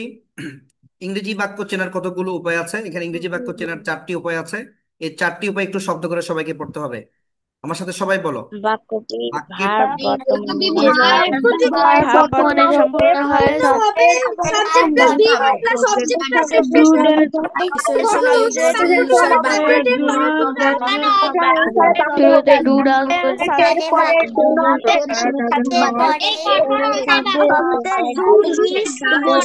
শুরুতে ডু অথবা ডাস শুরুতে ডু ডাস বসবে, বাক্যের শুরুতে very good, very good, thank you very much. বসবে। সবাইকে অনেক ধন্যবাদ। সবাই পড়ছো, যা অনেকেই কিন্তু আমি দেখতে পাচ্ছি যে শব্দ করে পড়ছো না বাবা। মনে মনে পড়লে হবে না এই পড়াগুলো। আমি যেমন শব্দ করে পড়ে শোনাচ্ছি, তোমাদেরকেও শব্দ করে পড়তে হবে, ঠিক আছে? শব্দ করে যত বেশি পড়বে পড়াগুলো তত বেশি মনে থাকবে। আমরা স্ট্রাকচারে চলে যাচ্ছি। আমরা জানি প্রত্যেকটা টেন্সের স্ট্রাকচারকে 4 ভাগে ভাগ করা হয়ে থাকে, অর্থাৎ প্রত্যেকটা টেন্সের যে গঠন, এই গঠনগুলো 4 ধরনের হয়ে থাকে। যেমন আমরা আজকে আলোচনা করছি present indefinite tense. Present indefinite টেন্সের 4টি গঠন আছে। 4টি গঠন যথাক্রমে অ্যাফার্মেটিভ, নেগেটিভ, ইন্টারোগেটিভ এবং ইন্টারোগেটিভ নেগেটিভ। তো আমরা এই 4টি গঠন নিয়ে এখন কথা বলবো। আমি আবারও বলছি, প্রেজেন্ট ইনডিফাইনাইট টেন্সের গঠন 4টি: অ্যাফার্মেটিভ, নেগেটিভ, ইন্টারোগেটিভ এবং ইন্টারোগেটিভ নেগেটিভ। অর্থাৎ আবোধক, নাবোধক, প্রশ্নবোধক এবং প্রশ্নবোধক নাবোধক। প্রত্যেকটা টেন্সের বাক্যকে আমরা এই 4 ভাগে বিভক্ত করতে পারি, ঠিক আছে? এই 4টি খুবই গুরুত্বপূর্ণ একটা নিয়ম। এই নিয়মে আমরা সর্বদা বাক্যগুলো বলার চেষ্টা করব, পড়ার চেষ্টা করব। যখনই আমার সামনে কোনো বাক্য আসবে, যখনই আমি কোনো বাক্য উচ্চারণ করব, সে বাক্যটিকে প্রথমত আমি অ্যাফার্মেটিভ অর্থাৎ হ্যাঁ বোধকে উচ্চারণ করব, হ্যাঁ বোধকে বলবো। তারপরে বাক্যটিকে নেগেটিভ করে না বোধকে বলার চেষ্টা করব। তারপরে বাক্যটিকে প্রশ্নবোধক প্রশ্নবোধক আকারে তৈরি করে বলার চেষ্টা করব। এবং সবশেষে বাক্যটিকে আমরা প্রশ্নবোধক না বোধকে বলার চেষ্টা করব, ঠিক আছে? তাহলে এই 4টি ওয়ে সকলকেই ফলো করতে হবে। প্রত্যেককে একটি বাক্যকে অ্যাফার্মেটিভ, নেগেটিভ, ইন্টারোগেটিভ এবং ইন্টারোগেটিভ নেগেটিভ, এই 4টি গঠনে বলার চেষ্টা করতে হবে। তো আমরা এই 4টি গঠন আগে শিখে নেব। প্রথমে আমরা পেয়ে যাচ্ছি অ্যাফার্মেটিভ বা হ্যাঁ বোধক। অর্থাৎ প্রেজেন্ট ইনডিফাইনাইট টেন্সের হ্যাঁ বোধকের স্ট্রাকচারটা কেমন হবে, গঠনটি কেমন হবে? দেখো, প্রথমে এখানে বলা হয়েছে শুরুতেই সাবজেক্ট থাকবে। সাবজেক্টের পরে ভার্বের প্রেজেন্ট ফর্ম থাকবে, যেটাকে আমরা এতক্ষণ V1 বলেছি। এবং তারপরে অবজেক্ট অথবা এক্সটেনশন থাকবে। অবজেক্ট থাকতে পারে, এক্সটেনশন থাকতে পারে, অথবা অবজেক্ট এবং এক্সটেনশন উভয়টি থাকতে পারে। আমি অথবা চিহ্ন দিয়েছি, যে কোনো একটি বললেই হবে। আমরা অ্যাফার্মেটিভের গঠন বলবো সাবজেক্ট, ভার্বের প্রেজেন্ট ফর্ম, অবজেক্ট, অথবা সাবজেক্ট, ভার্বের প্রেজেন্ট ফর্ম, অবজেক্ট বা এক্সটেনশন। এটি হচ্ছে প্রেজেন্ট ইনডিফাইনাইট টেন্সের গঠন, ঠিক আছে? তো এই গঠনেই দেখো নিচের সবগুলো বাক্য তৈরি হয়েছে। যেমন প্রথমে এখানে বলা হয়েছে সাবজেক্ট ব্যবহার করতে হয়। নিচে দেখো 3টি এক্সাম্পল দেওয়া আছে বাবা, ঠিক আছে? এই 3টে এক্সাম্পলের প্রত্যেকটা এক্সাম্পলের শুরুতে দেখো সাবজেক্ট পেয়েছে। প্রথম বাক্যে আই সাবজেক্ট, দ্বিতীয় বাক্যে ইউ সাবজেক্ট, 3 নম্বর বাক্যে দে সাবজেক্ট। এরপর দেখো স্ট্রাকচারে বলেছে ভার্বের প্রেজেন্ট ফর্ম বসবে। তাহলে প্রথম বাক্যের ভার্ব ছিল গো, গোর প্রেজেন্ট ফর্ম এখানে আছে। দ্বিতীয় বাক্যের ভার্ব ছিল গো, প্রেজেন্ট ফর্মে আছে। 3 নম্বর বাক্যের ভার্ব হচ্ছে গো, প্রেজেন্ট ফর্মে আছে। এরপরে বলেছে অবজেক্ট অথবা এক্সটেনশন বসবে। এখানে মূলত অবজেক্ট নেই, এক্সটেনশন ব্যবহার করা হয়েছে। যেমন টু স্কুল রেগুলারলি এক্সটেনশন। দ্বিতীয় বাক্যে দেখো টু স্কুল রেগুলারলি এক্সটেনশন। 3 নম্বর বাক্যে টু স্কুল রেগুলারলি এক্সটেনশন। তাহলে সাবজেক্ট, ভার্বের প্রেজেন্ট ফর্ম এবং এক্সটেনশন, এই স্ট্রাকচারে আমরা 3টি বাক্য পেয়েছি। বাক্যগুলোর বাংলা অর্থ যথাক্রমে আমি নিয়মিত বিদ্যালয়ে যাই। দেখো যাই এটা হচ্ছে বাক্যের ক্রিয়া, ক্রিয়ার শেষে রস্বই আছে এবং যাই ক্রিয়াটি বর্তমানে সম্পন্ন হয়েছে, সুতরাং আমি নিয়মিত বিদ্যালয়ে যাই, প্রেজেন্ট ইনডিফাইনাইট টেন্স। দ্বিতীয় বাক্যটি ছিল তুমি নিয়মিত বিদ্যালয়ে যাও। দেখো বাক্যের শেষে যাও আছে, যাও ক্রিয়া বলতে এই যাও ক্রিয়াটি বর্তমানে সম্পন্ন হয়েছে এবং যাও ক্রিয়ার শেষে ও বর্ণটি আছে, সুতরাং এটি প্রেজেন্ট ইনডিফাইনাইট টেন্স। 3 নম্বর বাক্যে বলা হচ্ছে তারা নিয়মিত বিদ্যালয়ে যায়। বাক্যের শেষে ক্রিয়া হচ্ছে যায় এবং যাই ক্রিয়ার শেষে আমরা অন্ত্যস্ত অ পেয়েছি এবং যাই ক্রিয়াটি বর্তমানে সম্পন্ন হয়েছে, সুতরাং তারা নিয়মিত বিদ্যালয়ে যায়, এই বাক্যটি প্রেজেন্ট ইনডিফাইনাইট টেন্স। তাহলে আমরা 3টে এক্সাম্পল পেয়েছি প্রেজেন্ট ইনডিফাইনাইট টেন্সের এবং 3টি এক্সাম্পলই হ্যাঁ বোধক অর্থাৎ অ্যাফার্মেটিভের এক্সাম্পল। ঠিক আছে, যেমন ইংরেজি বাক্যটা আমরা স্ট্রাকচারের সাথে মিলিয়ে নিলাম, ঠিক তেমনি আমরা বাংলা বাক্যগুলোর অর্থগুলো জেনে নিলাম। তাহলে আমরা এতক্ষণ আলোচনা করছিলাম প্রেজেন্ট ইনডিফাইনাইট টেন্সের অ্যাফার্মেটিভ বা হ্যাঁ বোধক বাক্যের গঠন। গঠনটা আমি আরো একবার বলছি, প্রথমে সাবজেক্ট বসে, সাবজেক্টের পরে ভার্বের প্রেজেন্ট ফর্ম বসে এবং তারপরে অবজেক্ট বসতে পারে অথবা এক্সটেনশন বসতে পারে অথবা অবজেক্ট বা এক্সটেনশন যে মানে উভয়টি বসতে পারে। আশা করি বুঝতে পেরেছো। এবার এই গঠনটাকে আমরা ফলো করে প্রেজেন্ট ইনডিফাইনাইট টেন্সের নেগেটিভ গঠনে চলে যাব। তার আগে একটা গুরুত্বপূর্ণ টপিক নিয়ে আমরা কথা বলবো। দেখো এটি হচ্ছে প্রেজেন্ট ইনডিফাইনাইট টেন্সের সব থেকে গুরুত্বপূর্ণ বিষয়। তোমাদের যে শীটটি আমি দিয়েছি সেই শীটে এই কথাগুলো লেখা নেই, তোমরা অবশ্যই খাতায় নোট করে নিবা। আমি এই টপিক নিয়ে একটু লম্বা সময় কথা বলবো। এটা এত গুরুত্বপূর্ণ একটা টপিক যেটি ক্লাস 3 থেকে শুরু করে ইন্টারমিডিয়েট পর্যন্ত প্রত্যেকটা ক্লাসের স্টুডেন্টদের ভুল হয়ে থাকে। আমি আমার এই প্রতিষ্ঠানে দেখো তোমাদের ক্লাস 3, 4, 5, 6 সকল স্টুডেন্টকে এটা শেখাই। সবাই আমরা শিখি, একাধিকবার শিখি, সারা বছর শিখি, বছরের পর বছর শিখি, তারপরে ভুলে যাই, তারপরে আমাদের ভুল হয়। তো আজকের পর যেন এই ভুলটা না হয় সেই জন্য সবাইকে বলছি একটু পূর্ণ মনোযোগ দিয়ে, অ্যাটেনশন দিয়ে আমার এই কথাগুলো শুনবে। তো এখানে যে বিষয়টি আলোচনা করছি, ভার্বের সাথে কখন এস বসে, কখন ইএস বসে বা কখন আইএস বসে, অর্থাৎ ভার্বের সাথে এস, আইএস বা ইএস যুক্ত হওয়ার নিয়ম। আমরা জানি অনেক ভার্বের সাথে শুধুমাত্র এস যোগ করতে হয়, কিছু কিছু ভার্ব আছে শুধু এস যোগ করে করতে হয়, এস যোগ করে আমরা সিঙ্গুলার করি। আবার কতগুলো ভার্ব আমরা পেয়ে যাই যে ভার্বের শেষে ইএস যোগ করতে হয়, সেই ভার্বগুলো আবার শুধু এস গ্রহণ করে না। এবং আরো কিছু ভার্ব আছে যে ভার্বের শেষে এস বা ইএস কোনোটি যুক্ত করা যায় না, সেই ভার্বের শেষে আই ই এস যুক্ত করতে হয়।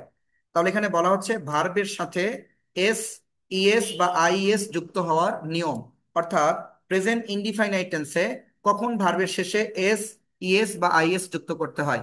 এখানে প্রথমে একটা কথা বলে রাখি তোমাদের, আমরা টেন্সকে মোট 12 ভাগে বিভক্ত করেছি। আমরা জানি টেন্স মোট 12 প্রকার। এই 12 প্রকার টেন্সের মধ্যে শুধুমাত্র একটি টেন্স, একটা প্রকারের সাথে, একটা প্রকারের টেন্সের ভার্বের সাথে এস, ইএস বা আইএস যুক্ত হয়। অন্য যে আরো 11 প্রকার টেন্স আছে সেই 11 প্রকার টেন্সের ভার্বের সাথে কখনোই এস, ইএস বা আইএস যুক্ত হয় না।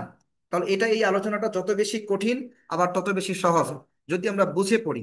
প্রথমতই আমরা দেখো 12 প্রকার টেন্সের মধ্য থেকে 11 প্রকার টেন্সকে বাদ দিয়ে দিলাম, আমাদের পড়াটা কিন্তু সহজ হয়ে গেল। মানে পড়াটাকে যদি আমি 11 ভাগে বিভক্ত করি, 12 ভাগে বিভক্ত করি, 11টা ভাগে আমি বাদ দিয়ে একটা মাত্র ভাগ নিলাম যে শুধুমাত্র প্রেজেন্ট ইনডিফাইনাইট টেন্সের বাক্যের ভার্বের সাথে এস, ইএস অথবা আইএস যুক্ত হয়। তাহলে পড়াটা আমার অনেক সংক্ষিপ্ত হয়ে গেল। এই জন্য প্রথম রুলসে বলা হচ্ছে বাক্যটিকে অবশ্যই প্রেজেন্ট ইনডিফাইনাইট টেন্স হতে হবে। তার মানে অন্য কোনো টেন্সের ভার্বের সাথে এস, ইএস বা আইএস যুক্ত হয় না, প্রথম কথা। দ্বিতীয় কথা, এখানে বলা হচ্ছে বাক্যটিকে অ্যাফার্মেটিভ হতে হবে। তার মানে শুধু প্রেজেন্ট ইনডিফাইনাইট টেন্স হলেই যে ভার্বের সাথে এস, ইএস বা আইএস যুক্ত হবে এমনটি নয়, বাক্যটিকে অবশ্যই অ্যাফার্মেটিভ বা হ্যাঁ বোধক হতে হবে। তার মানে আমরা একটু আগে শিখেছি যে একটা বাক্যকে 4 ভাবে লেখা যায়, প্রত্যেকটা টেন্সের 4টি করে গঠন আমরা আলোচনা করছি, অ্যাফার্মেটিভ, নেগেটিভ, ইন্টারোগেটিভ এবং ইন্টারোগেটিভ নেগেটিভ। অর্থাৎ একটা বাক্য 4 ধরনের হতে পারে, হ্যাঁ বোধক হতে পারে, না বোধক হতে পারে, প্রশ্নবোধক হতে পারে, প্রশ্নবোধক না বোধক হতে পারে। তো ভার্বের সাথে এস, ইএস বা আইএস যুক্ত হবে কখন, যখন বাক্যটি অ্যাফার্মেটিভ হবে। তার মানে নেগেটিভ বাক্যে ভার্বের সাথে এস বা ইএস বা আইএস যুক্ত হয় না, ইন্টারোগেটিভ বাক্যের ভার্বের সাথে এস, ইএস বা আইএস যুক্ত হয় না, এবং ইন্টারোগেটিভ নেগেটিভ সেন্টেন্সের বাক্যের ভার্বের সাথেও এস, ইএস বা আইএস যুক্ত হয় না। তাহলে পড়াটা কিন্তু আরো সংক্ষিপ্ত হয়ে গেল। আমরা 4টি গঠন পেয়েছিলাম প্রত্যেকটা টেন্সের, মানে প্রেজেন্ট ইনডিফিনাইট টেন্সের 4টি গঠন ছিল। 4টি গঠনের মধ্যে আমরা 3টি গঠনকে অটোমেটিক বাদ দিয়ে দিচ্ছি, যে 3টা গঠনে ভার্বের সাথে এস, ইএস বা আইএস যুক্ত হয় না। তাহলে আমাদের পড়াটা আরো সংক্ষিপ্ত হয়ে গেল। ভার্বের সাথে এস ইএস বা আইএস যুক্ত হওয়ার যে পরিসর, যে পরিধি, এটা আরো কিন্তু সংকীর্ণ হয়ে গেল। আমরা প্রশ্নবোধক বাক্যের দিকে তাকাবোই না, কারণ প্রশ্নবোধক বাক্যে ভার্বের সাথে এস বা ইএস যুক্ত হবে না। আমরা নেগেটিভ বাক্য অর্থাৎ নাবোধক বাক্যের দিকে তাকাবোই না। নাবোধক বাক্যের ভার্বের সাথে কখনোই এস ইএস বা আইএস যুক্ত হয় না। আমরা ইন্টারোগেটিভ নেগেটিভ অর্থাৎ প্রশ্নবোধক নাবোধক বাক্যের ভার্বের দিকে কখনোই তাকাবো না, কারণ ইন্টারোগেটিভ নেগেটিভ সেন্টেন্সের বাক্যের ভার্বের সাথে কখনো এস ইএস বা যুক্ত হয় না। যখন বাক্যটি অ্যাফার্মেটিভ হবে তখনই আমাদের সেই বাক্যের ভার্বের দিকে তাকাতে হবে, কারণ অ্যাফার্মেটিভ বাক্যের ভার্বের সাথে এস বা এস যুক্ত হতে পারে। অর্থাৎ বাক্যটি যদি প্রেজেন্ট ইনডিফাইনাইট টেন্স হয় এবং বাক্যটি যদি অ্যাফার্মেটিভ হয়, তাহলে ভার্বের সাথে এস বা ইএস বা আইএস যুক্ত হওয়ার সম্ভাবনা থাকে। তৃতীয় নিয়মে যাচ্ছি আমরা। তৃতীয় নিয়মে বলা হচ্ছে বাক্যের সাবজেক্টকে অবশ্যই থার্ড পার্সন হতে হবে। দেখো, পড়ার পরিধিটা এস ইএস বা আইএস যুক্ত হওয়ার পরিধিটা আরো সংক্ষিপ্ত হয়ে যাচ্ছে। এখানে বলা হচ্ছে অবশ্যই সাবজেক্টটিকে থার্ড পার্সন হতে হবে। তার মানে ফার্স্ট পার্সন হলে এস বা ইএস যুক্ত হবে না। তাহলে আমরা একটা বাক্য, দেখো, প্রেজেন্ট ইনডিফাইনাইট টেন্স যদি পেয়ে যাই, আমরা ধরে নিলাম একটা বাক্য প্রেজেন্ট ইনডিফাইনাইট টেন্স, বাক্যটি অ্যাফার্মেটিভ, কিন্তু সাবজেক্ট থার্ড পার্সন নয়, সাবজেক্ট ফার্স্ট পার্সন অথবা সেকেন্ড পার্সন। তাহলে কোনোভাবে এস ইএস বা আইএস যুক্ত হবে না, থার্ড পার্সনই হতে হবে। অন্য কোনো পার্সন হইলে এস আইএস যুক্ত হবে না। তাহলে যখনই আমি সাবজেক্টের দিকে তাকাবো, সাবজেক্টে যদি যদি আমি ফার্স্ট পার্সন পেয়ে যাই, তাহলে ভার্বের সাথে এস এস বা আইএস যুক্ত হওয়ার কোনো প্রশ্নই আসছে না। যদি সাবজেক্টটিকে আমি সেকেন্ড পার্সন অবস্থায় পেয়ে যাই বাক্যে, তাহলে কোনোভাবেই ভার্বের সাথে এস ইএস বা আইএস যুক্ত হবে না, কারণ থার্ড পার্সনই নির্দিষ্টভাবে হতে হবে। এবং সর্বশেষ যেটা বলা হয়েছে, বাক্যের সাবজেক্টকে অবশ্যই সিঙ্গুলার নাম্বার হতে হবে। আমরা নাম্বারের ক্ষেত্রে সকলেই জানি নাম্বারকে দুই ভাগে ভাগ করা হয়ে থাকে, সিঙ্গুলার নাম্বার এবং প্লুরাল নাম্বার। তাহলে প্লুরাল নাম্বারে কখনো এস ইএস বা আইএস যুক্ত হয় না। অর্থাৎ বাক্যের সাবজেক্ট যদি প্লুরাল হয়, তাহলে ভার্বের দিকে তাকানোর কোনো প্রয়োজনই নাই, কারণ প্লুরাল সাবজেক্ট হলে ভার্বের সাথে কখনো এস ইএস বা আইএস যুক্ত হয় না। তাহলে ভার্বের সাথে এস ইএস বা আইএস যুক্ত হওয়ার আমরা চারটি শর্ত এখানে পেয়েছি, চারটি নিয়ম পেয়েছি। এই প্রত্যেকটা নিয়ম, প্রত্যেকটা শর্ত যদি পরিপূর্ণ হয়, তবেই ভার্বের সাথে এস বা ইএস বা আইএস যুক্ত হবে, অন্যথায় হবে না। যেমন একটা বাক্যের সাবজেক্ট যদি, একটা বাক্য যদি প্রেজেন্ট ইনডিফাইনাইট টেন্স হয়, বাক্যটি যদি অ্যাফার্মেটিভ হয়, সাবজেক্ট যদি থার্ড পার্সন হয়, কিন্তু সাবজেক্টটা যদি সিঙ্গুলার নাম্বার না হয়ে প্লুরাল নাম্বার হয়, তাহলে কিন্তু কোনোভাবে ভার্বের সাথে এস বা ইএস যুক্ত হবে না। তার মানে একটা শর্ত অপরিপূর্ণ থাকলে ভার্বের সাথে আমরা এস ইএস বা আইএস কোনোভাবেই যুক্ত করতে পারবো না। এই চারটি শর্ত, চারটি নিয়ম পরিপূর্ণ হতে হবে। আমরা কতগুলো বাক্য এখন একটু পড়ে নিব, যে বাক্যের ক্ষেত্রে দেখবো আমরা যে চারটি শর্তই পরিপূর্ণ হয়েছে। এইটা আমি তোমাদের সকলকে এই খাতায় নোট করে নিতে বলেছি। একটু রেসপন্স করবে যে তোমরা খাতায় নোট করতে পেরেছো কিনা। বাবা, সকলের কি লেখা হয়েছে এটা, এই চারটি নিয়ম? Yes, sir. সুন্দর করে।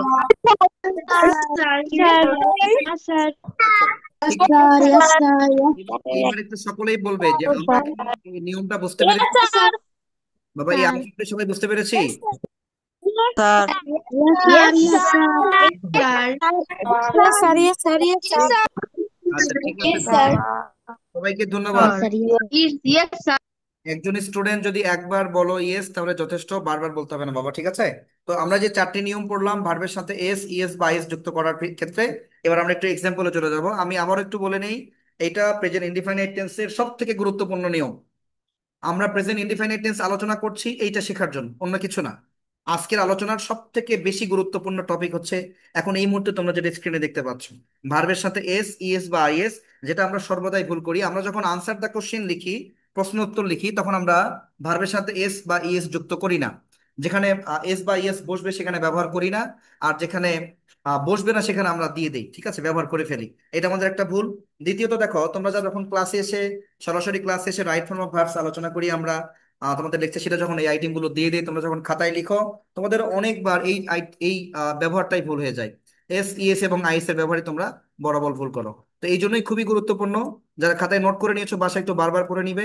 আমরা এখন এক্সাম্পলে চলে যাবো, এক্সারসাইজে যাব।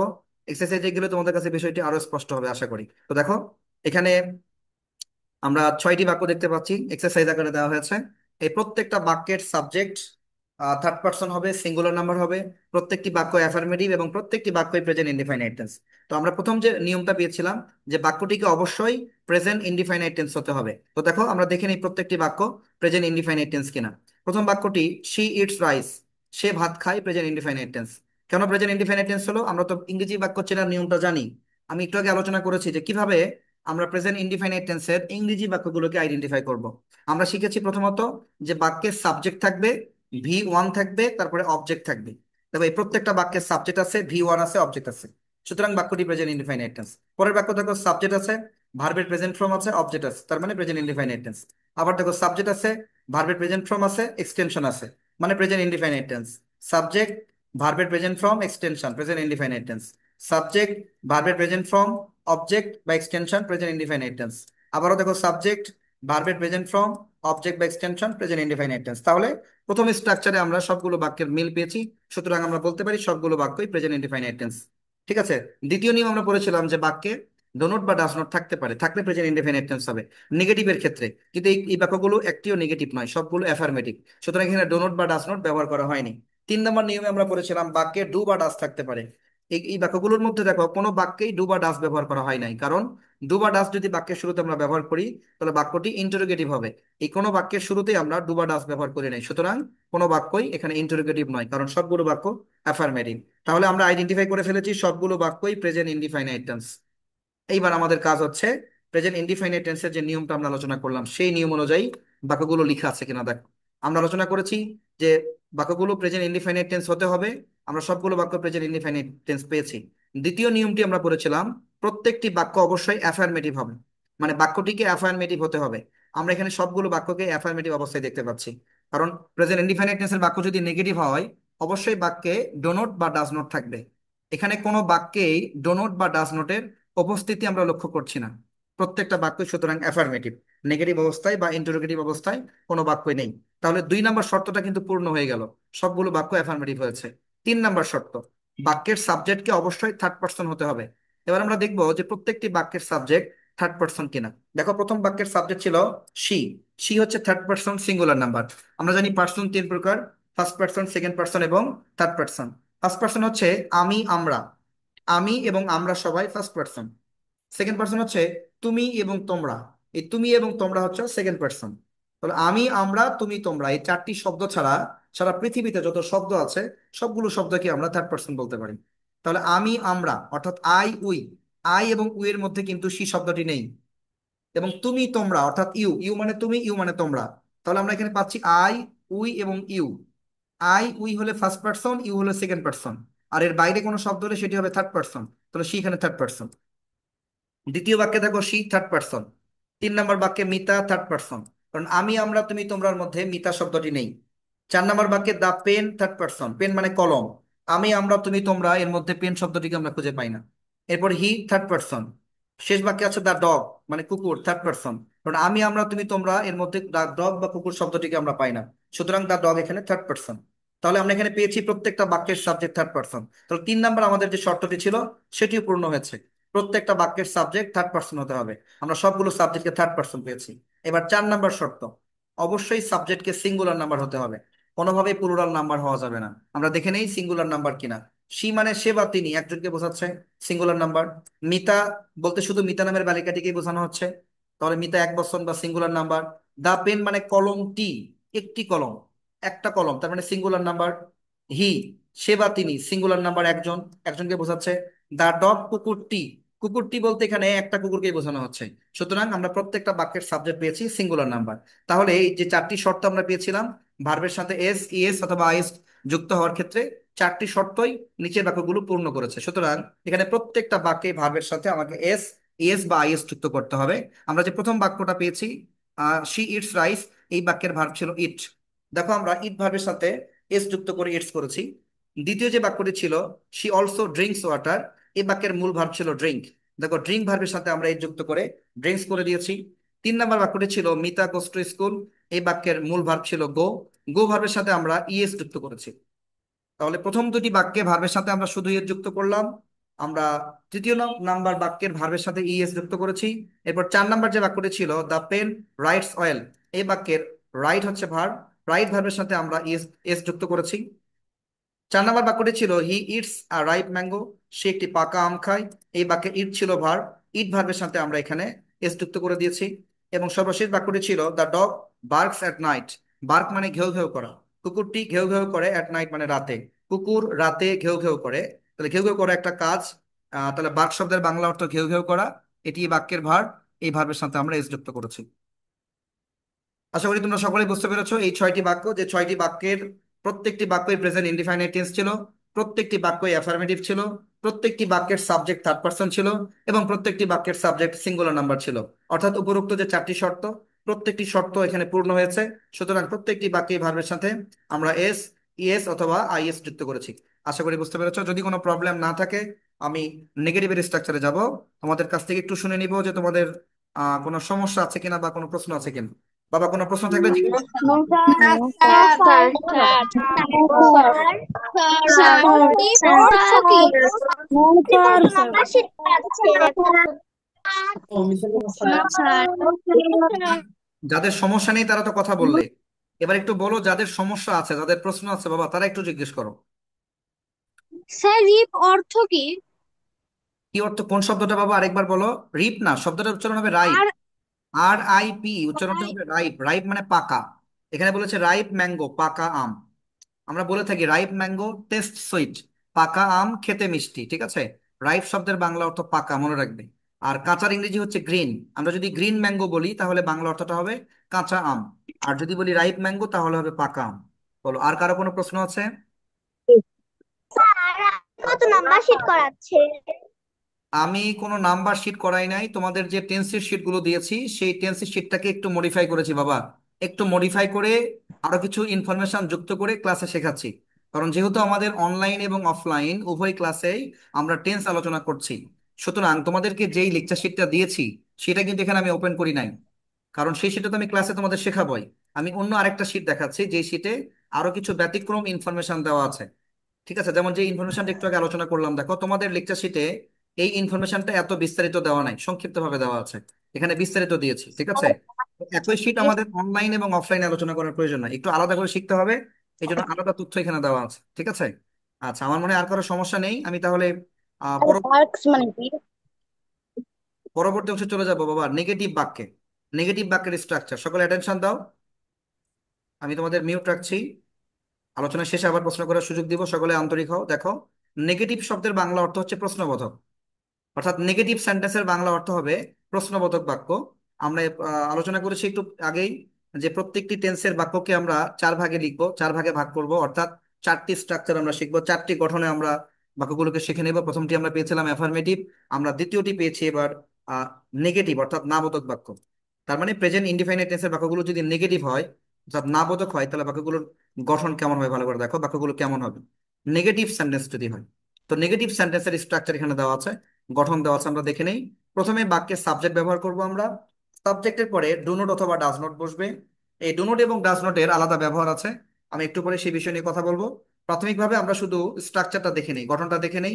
প্রথমে সাবজেক্ট ব্যবহার করতে হবে, সাবজেক্টের পরে ডু নট অথবা ডাজ নট বসবে, তারপরে ভার্বের প্রেজেন্ট ফর্ম ব্যবহার করতে হবে, তারপরে বাক্যের অবজেক্ট বসবে এবং তারপরে এক্সটেনশন বসবে। তাহলে সবাই একটু আরেকবার আমরা অ্যাটেনশন দেই। প্রথমে বাক্যে আমরা সাবজেক্ট ব্যবহার করব, সাবজেক্টের পরে ডু নট অথবা ডাজ নট বসবে। এই ডু নট এবং ডাজ নটের ব্যবহারটা নির্ভর করবে সম্পূর্ণ সাবজেক্টের উপরে। তারপরে বাক্যের যে ভার্ব সেই ভার্বের প্রেজেন্ট ফর্ম বসবে, অর্থাৎ V1 হবে, এবং তারপরে অবজেক্ট বসতে পারে, এক্সটেনশন বসতে পারে, অথবা অবজেক্ট এবং এক্সটেনশন উভয়টি বসতে পারে। ঠিক আছে, তো এই যে স্ট্রাকচারটি আমরা পেলাম, দেখো এই স্ট্রাকচারকে ফলো করে নিচে কতগুলো বাক্য দেওয়া আছে, আমরা নিচের বাক্যগুলো দেখে নেব। প্রথম যে বাক্যটি আমরা এখানে পেয়ে যাচ্ছি, লেখা আছে I do not go to school daily. আমি নিয়মিত বিদ্যালয়ে যাই না। এই বাক্যে আমরা ডো নট ব্যবহার করেছি। এই বাক্যে দেখো ডো নট ব্যবহার করা হয়েছে, ডো নট ব্যবহার করে বাক্যটিকে আমরা নেগেটিভ করেছি, ডো নট। দ্বিতীয় বাক্যের দিকে তাকাও, he does not go to school daily. সে দৈনিক বিদ্যালয়ে যায় না বা সে নিয়মিত বিদ্যালয়ে যায় না। এই বাক্যে আমরা সাবজেক্টের পরে ডাজ নট ব্যবহার করেছি। এবং 3 নম্বর বাক্যে ছিল they do not go to school daily. তারা দৈনিক বিদ্যালয়ে যায় না বা তারা প্রত্যহ বিদ্যালয়ে যায় না। এই বাক্যে দের পরে আমরা ডো নট ব্যবহার করেছি। তার মানে একটা বিষয় আমাদের কাছে স্পষ্ট এখানে, যে প্রেজেন্ট ইনডিফাইনাইট টেন্সের বাক্যকে যদি আমরা নেগেটিভ করতে চাই তাহলে সাবজেক্টের পরে ডো নট ব্যবহার করতে হবে, অথবা ডাজ নট ব্যবহার করতে হবে, অথবা ডিড নট ব্যবহার করতে হবে। আবারও বলছি, প্রেজেন্ট ইনডিফাইনাইট টেন্সের বাক্যকে যদি আমরা নেগেটিভ করতে চাই তাহলে ডো নট অথবা ডাজ নট অথবা ডিড নট ব্যবহার, সরি, ডো নট অথবা ডাজ নট ব্যবহার করতে হয়। এখন আমাদের জানতে হবে যে কখন আমরা ডো নট এবং কখন ডাজ নট ব্যবহার করব, ঠিক আছে। এই নিয়মটা এখন আমরা আলোচনা করছি, সবাই একটু মন দিয়ে শুনবে। ডো নট এবং ডাজ নটের ব্যবহার এইটিও অনেক গুরুত্বপূর্ণ। একটু আগে যেমন আমি তোমাদেরকে শিখালাম যে কখন বাক্যের ভার্বের সাথে এস ইএস অথবা আইএস যুক্ত করতে হয়, এটা যেমন গুরুত্বপূর্ণ, ঠিক সমভাবে ডাজ নট এবং ডু নটের ব্যবহারটাও সমানভাবে গুরুত্বপূর্ণ। কারণ এইটা আমাদের অনেক ভুল হয়। আমরা যখন প্রেজেন্ট ইনডিফিনাইট টেন্সের বাক্যগুলোকে ট্রান্সলেট করি অথবা আনসার দ্য কোশ্চেনে লিখি অথবা মুখে বলি, তখন আমাদের ডো নট এবং ডাজ নটের ব্যবহার বরাবরই ভুল হয়ে যায়। আমরা যেখানে ডো নট বসবে সেখানে ডাজ নট দিয়ে দেই, আবার যেখানে ডাজ নট বসবে সেখানে ডো নট ব্যবহার করে ফেলি। তো এই ব্যবহারগুলো যেন ভুল না হয় সেজন্য এই নিয়মটা খুবই গুরুত্বপূর্ণ। তো দেখো, প্রথমে এখানে লেখা আছে ডাজ নোটের ব্যবহার, অর্থাৎ ডাজ নোট কোথায় বসবে। ডাজ নোটের ব্যবহারের দুইটা নিয়ম লেখা আছে। 1 নম্বরে বলা হচ্ছে সাবজেক্টকে অবশ্যই থার্ড পার্সন হতে হবে। প্রেজেন্ট ইনডিফাইনাইট টেন্সের বাক্যের সাবজেক্ট যদি থার্ড পার্সন হয় এবং সাবজেক্টটি যদি সিঙ্গুলার নাম্বার হয় তাহলে ডাজ নট বসবে। তাহলে ডাজ নটের একটাই নিয়ম, সাবজেক্ট থার্ড পার্সন এবং সিঙ্গুলার নাম্বার হতে হবে। অর্থাৎ একটু আগে যেমনটা আমরা আলোচনা করেছি যে subject third person singular number হলে ভার্বের সাথে এস, ইএস অথবা আইএস যুক্ত হয়, ঠিক একই নিয়মে এখানে বলা হচ্ছে যদি বাক্যের সাবজেক্ট থার্ড পার্সন এবং সিঙ্গুলার নাম্বার হয় তাহলে ডাজ নট ব্যবহার করে নাবোধক করতে হবে। এবার দ্বিতীয় নিয়মে যদি আমরা আসি, দেখো ডো নোট কোথায় ব্যবহার করব আমরা। এই নিয়মটিও তোমাদের লেকচার শিটে লিখে নাই। তোমাদের সামনে যে শিটটি এখন এই মুহূর্তে তোমরা নিয়ে বসেছো সেই শিটে এই নিয়মগুলো এইভাবে এত বিস্তারিত লিখে নাই। তোমরা খুব ঝটপট একটু খাতায় লিখে নাও, নোটটা লিখে নাও বাবা। ডাজ নোট এবং ডো নোটের ব্যবহারটা লিখে নিবা। তো দেখো ডো নোটের ব্যবহারটা কি, ডো নোট আমরা কোথায় ব্যবহার করব। আমরা যদি ডাজ নোটের ব্যবহারটা খুব ভালোভাবে শিখে নেই তাহলে ডো নোটের ব্যবহার আলাদা করে আর শেখার প্রয়োজন হবে না। কারণ যেখানে ডাজ নোট বসবে না ঠিক সেখানে ডো নোট বসবে। মানে এটি কিছুটা লবণ এবং চিনির মতো। আমরা সকলে লবণ সম্পর্কে জানি, চিনি সম্পর্কে জানি। লবণ খেতে টক, তাই না, চিনি খেতে মিষ্টি। যেখানে আমরা লবণ ব্যবহার করি যেই খাবারে, সেই খাবারে কিন্তু চিনি ব্যবহার করি না। আবার যেই খাবারে চিনি ব্যবহার করি দেখো সেই খাবারে লবণ ব্যবহার করা হয় না। কারণ দুইটা জিনিস দেখতে একই রকম হলেও দুইটার বৈশিষ্ট্য আলাদা, দুইটার ব্যবহার আলাদা। ঠিক তেমনি ডো নট এবং ডাজ নট, এই দুইটা শব্দ প্রেজেন্ট ইনডিফিনিট টেন্সে ব্যবহার করা হলেও এই দুটা শব্দের ব্যবহার আলাদা। এই দুটা ক্ষেত্রের কাজ আলাদা, কার্যাবলী আলাদা, অ্যাক্টিভিটিস আলাদা। কারণ যেখানে ডোনট বসবে সেখানে ডাজ নট বসবে না, আবার যেখানে ডাজ নট বসবে সেখানে ডোনট বসবে না। তাহলে ডাজ নট কোথায় বসবে, যদি সাবজেক্টটি থার্ড পার্সন এবং সিঙ্গুলার নাম্বার হয় তাহলে ডাজ নট বসবে। আর ডোনট কোথায় বসবে, যদি সাবজেক্টটি ফার্স্ট পার্সন হয় অথবা সেকেন্ড পার্সন হয় অথবা প্লুরাল নাম্বার হয়। তিনটা কথা এখানে লেখা আছে। আমার মতে যদি আমি তোমাদের একটু সহজ করে যদি বলি তাহলে শুধু ডাজ নোটের ব্যবহারটা শিখলেই ডো নোটের ব্যবহার আলাদা করে শেখার প্রয়োজন হবে না। কারণ যেখানে ডাজ নোট বসবে না সেখানে ডো নোট ব্যবহার করে দিব, ব্যাস, ওকে।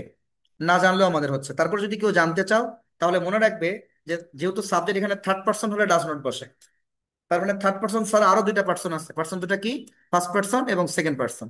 তার মানে ফার্স্ট পার্সন এবং সেকেন্ড পার্সনে ডো নোট বসবে। এখানে আমরা বলেছি যে সাবজেক্ট সিঙ্গুলার হলে ডাজ নোট বসে, তার মানে প্লুরাল হলে ডাজ নট বসে না। তাহলে প্লুরাল হলে কি বসবে, ডো নট বসবে। তার মানে এই যে নিয়মটা এখানে দেখতে পাচ্ছ তোমরা, এই নিয়মের বিপরীত নিয়মটাই আমি নিচে লিখে দিয়েছি। এখানে থার্ড পার্সন আছে, আমি লিখে দিয়েছি এখানে ফার্স্ট পার্সন সেকেন্ড পার্সন। এখানে সিঙ্গুলার নাম্বার আছে, আমি লিখে দিয়েছি প্লুরাল নাম্বার। অর্থাৎ থার্ড পার্সন এবং সিঙ্গুলার নাম্বার হলে ডাজ নট, আর থার্ড পার্সন সিঙ্গুলার নাম্বার না হয়ে যদি ফার্স্ট পার্সন সেকেন্ড পার্সন এবং প্লুরাল নাম্বার সাবজেক্ট হয় তাহলে ডো নট ব্যবহার করতে হয়। আশা করি ডো নট এবং ডাজ নটের ব্যবহারটা তোমরা সকলে বুঝতে পেরেছো। আমরা এরপরে এক্সাম্পলে যদি যাই কোনো বাক্যে, দেখো তাহলে আমরা খুব ভালোভাবে বুঝতে পারবো। যেমন উপরে আমরা তিনটি এক্সাম্পল পেয়েছি, আমরা একটু দেখে নেই। প্রথম বাক্যে আমরা ডো নট ব্যবহার করেছি। কেন ডো নট ব্যবহার করেছি, কারণ এই সাবজেক্টটা আই, আই সাবজেক্টটা কিন্তু থার্ড পার্সন নয় বাট সিঙ্গুলার নাম্বার। মনে রাখবে আই সাবজেক্টটা কিন্তু এখানে সিঙ্গুলার নাম্বার কিন্তু থার্ড পার্সন নয়।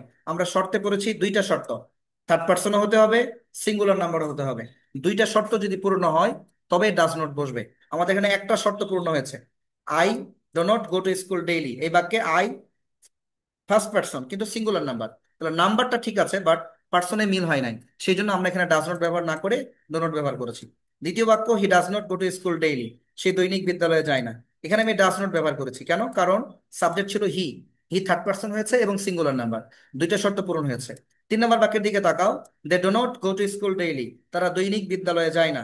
এই বাক্যে দেখো দে সাবজেক্টে কিন্তু থার্ড পার্সন, দে সাবজেক্টটা থার্ড পার্সন কিন্তু সিঙ্গুলার নাম্বার নয়, এটি এবার প্লুরাল নাম্বার। তাহলে একটা শর্ত পূরণ হয়েছে আর একটা শর্ত পূরণ হয় নাই।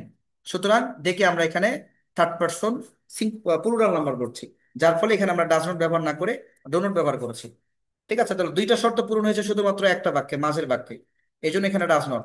আর প্রথমের বাক্যে একটা শর্ত পূরণ হয়েছে একটা হয় নাই, দ্বিতীয় বাক্যেও একটা শর্ত পূরণ হয়েছে একটা হয় নাই, মানে 3 নম্বর বাক্যে, যার ফলে এই দুইটা বাক্যে আমরা ডো নট ব্যবহার করেছি। আর মাঝের বাক্যে দুইটা শর্ত পূরণ হয়েছে, এখানে ডাজ নট ব্যবহার করেছি। আশা করি ডো নট এবং ডাজ নটের ব্যবহার সকলে বুঝতে পেরেছ। যদি কোনো প্রবলেম না থাকে আমি পরবর্তী অংশে চলে যাব। একটু রেসপন্স করতে হবে সবাইকে। একটু আনমিউট করে তোমরা সকলেই বলবে যে প্রেজেন্ট ইনডিফিনিট টেন্সের বাক্যকে নাবোধক করার যে নিয়ম, যে স্ট্রাকচার বা ডোনট এবং ডাজ নটের যে ব্যবহার, আমরা সকলেই বুঝতে পেরেছি কিনা। Yes, sir. Sir. Sir, ব্যবহার আগে করে দেন। Yes, sir. Yes, sir. ধন্যবাদ সবাইকে। সবাইকে অনেক ধন্যবাদ, বুঝতে পেরেছো। আমার সাথে একটু শব্দ করে পড়তে হবে, একটু লাউডলি সবাইকে পড়তে হবে। ভার্বের সাথে Yes, এস, sir. ইএস এবং আইএস যুক্ত হওয়ার নিয়ম, এই নিয়মটা সবাই বলবো। সবাই একটু 1 নম্বর নিয়মটা বলো তো। 1 নম্বর নিয়মটা। স্যার একটা প্রশ্ন আছে।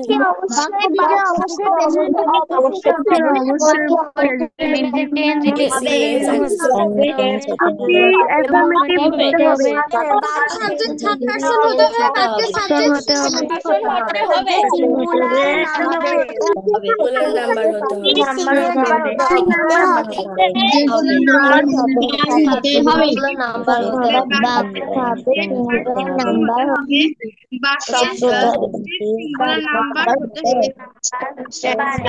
সিঙ্গুলার নাম্বার হতে হবে। আচ্ছা, ঠিক আছে, সবাইকে ধন্যবাদ। আমরা বাসায় আবারও করে নিব, একাধিকবার পড়ে আমরা এই 4টি নিয়ম মুখস্থ করার চেষ্টা করব, মনে রাখার চেষ্টা করব। এবার একটু আমাকে বলতে হবে ডোনট এবং ডাজ নটের ব্যবহার। তোমরা সকলে একটু লাউডলি পড়বে। সবাই একবার করে পড়ো, ডোনট কোথায়, সরি ডাজ নট কোথায় বসে এবং ডোনট কোথায় বসে। পড়ো তো বাবা সবাই শব্দ করে।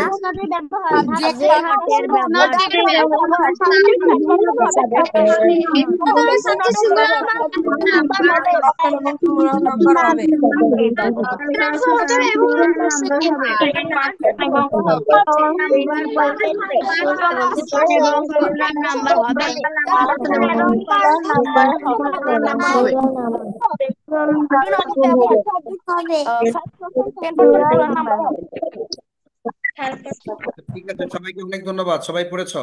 আচ্ছা, কারো কোনো প্রশ্ন আছে বাবা? প্রশ্ন থাকলে জিজ্ঞেস করতে পারো, যদি তোমাদের কোনো প্রশ্ন। আচ্ছা, যাদের প্রশ্ন যাদের যাদের কথা বলার প্রয়োজন নেই, যাদের প্রশ্ন আছে তারা একটু কথা বলুক। যাদের প্রশ্ন আছে তাদের একটু কথা বলার সুযোগ দাও। হ্যাঁ বলো বাবা। যাদের প্রশ্ন আছে, কোনো প্রশ্ন থাকলে জিজ্ঞেস করতে পারো বাবা। কোথাও যদি বুঝতে না পারো আমাকে বলো, আমি বোঝানোর চেষ্টা করব। যাকে, হ্যাঁ বলো। ডু নট এবং ডাজ নটের ব্যবহারটা একটু আরেকবার একটু বুঝাই দিলে ভালো হতো। অবশ্যই বোঝাবো, সবাই একটু মন দিয়ে শোনো। ডোনট এবং ডাজ নটের ব্যবহার আরেকবার আলোচনা করছি। আমরা প্রথমে পেয়েছি ডাজ নট কোথায় ব্যবহার করতে হয়। আমরা জানি ডোনট এবং ডাজ নট উভয় শব্দ প্রেজেন্ট ইনডিফিনিট টেন্সে ব্যবহার করতে হয়। ডোনট এবং ডাজ নট কখনোই অন্য কোনো টেন্সে ব্যবহার করা যায় না। টেন্স মোট 12 প্রকার। এই 12 প্রকার টেন্সের মধ্যে শুধুমাত্র প্রেজেন্ট ইনডিফিনিট টেন্সেই ডোনট এবং ডাজ নট বসে, অন্য কোনো টেন্সে ডোনট এবং ডাজ নটের ব্যবহার নেই।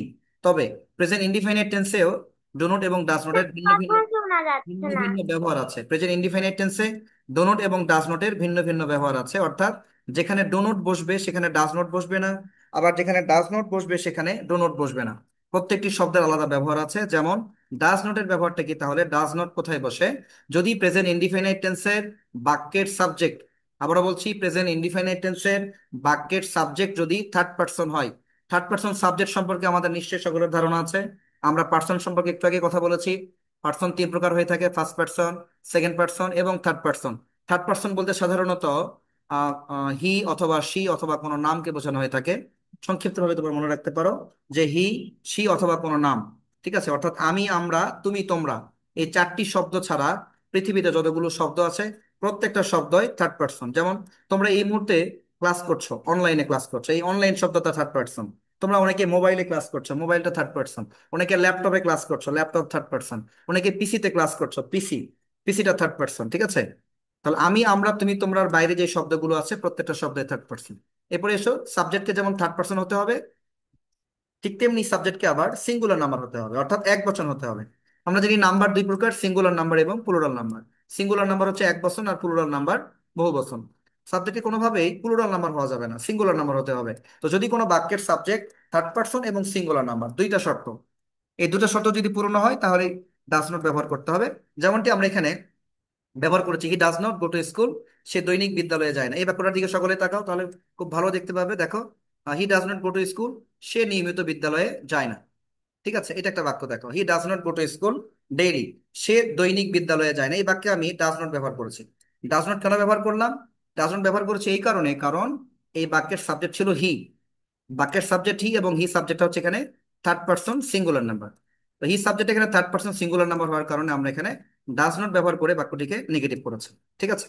আর বাকি যে দুইটা বাক্য ছিল, এই দুটো বাক্যের নিয়ম আমরা দেখে নেই। ডো নট কোথায় ব্যবহার করব?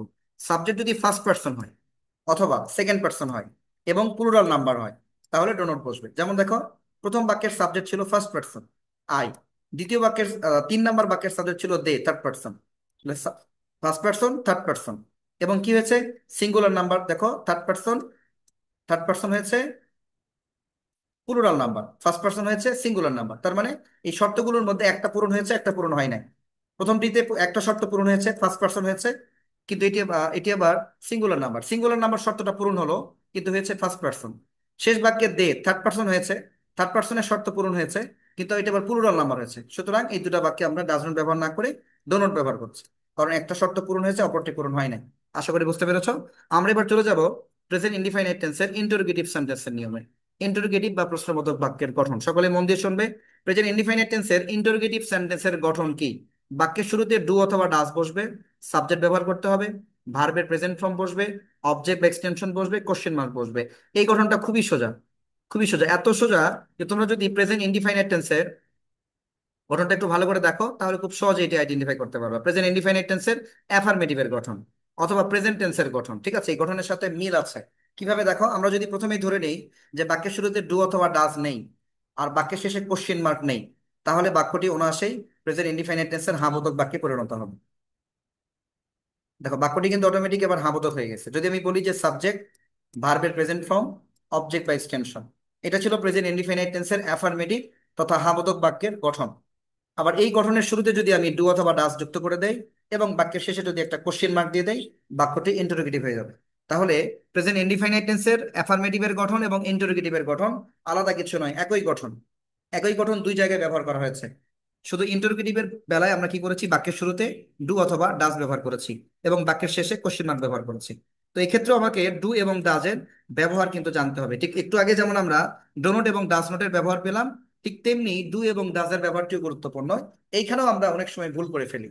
অর্থাৎ যেখানে ডু বসবে সেখানে ডাজ ব্যবহার করি, আবার যেখানে ডাজ বসে সেখানে আমরা ডু ব্যবহার করে ফেলি। তো এই ভুলগুলো যেন না হয়, সেই জন্য এখানে ডু নট এবং ডাজ নটের যে ব্যবহার, যেটি তোমরা ইতিমধ্যেই খাতায় নোট করে নিয়েছো এবং আলোচনা হয়েছে, ঠিক একইভাবে ডু ডাজের ব্যবহারটাও জানতে হবে, ডো নোট এবং ডাজ নোটের ব্যবহারের মতোই। ঠিক আছে। ডাজ নোট যেখানে বসে সেখানে ডাজও বসবে। ডাজ নোট এবং ডাজের ব্যবহার সেম, এবং ডো নোট এবং ডুর ব্যবহারটা সেম। যেমন আমি যদি একটু নিচের অংশের দিকে তাকাই, আরো ক্লিয়ার হতে পারবে তোমরা। দেখো, সেম। দেখো, use of does, use of do, অর্থাৎ ডাজ কোথায় বসবে এবং ডু কোথায় বসবে। তো ডাজ দেখো কোথায় বসে, সাবজেক্ট যদি থার্ড পারসন এবং সিঙ্গুলার নাম্বার হয় তাহলে ডাজ বসবে। যেমনটি আমরা একটু আগে শিখেছি যে subject third person singular number হলে ডাজ নট বসে।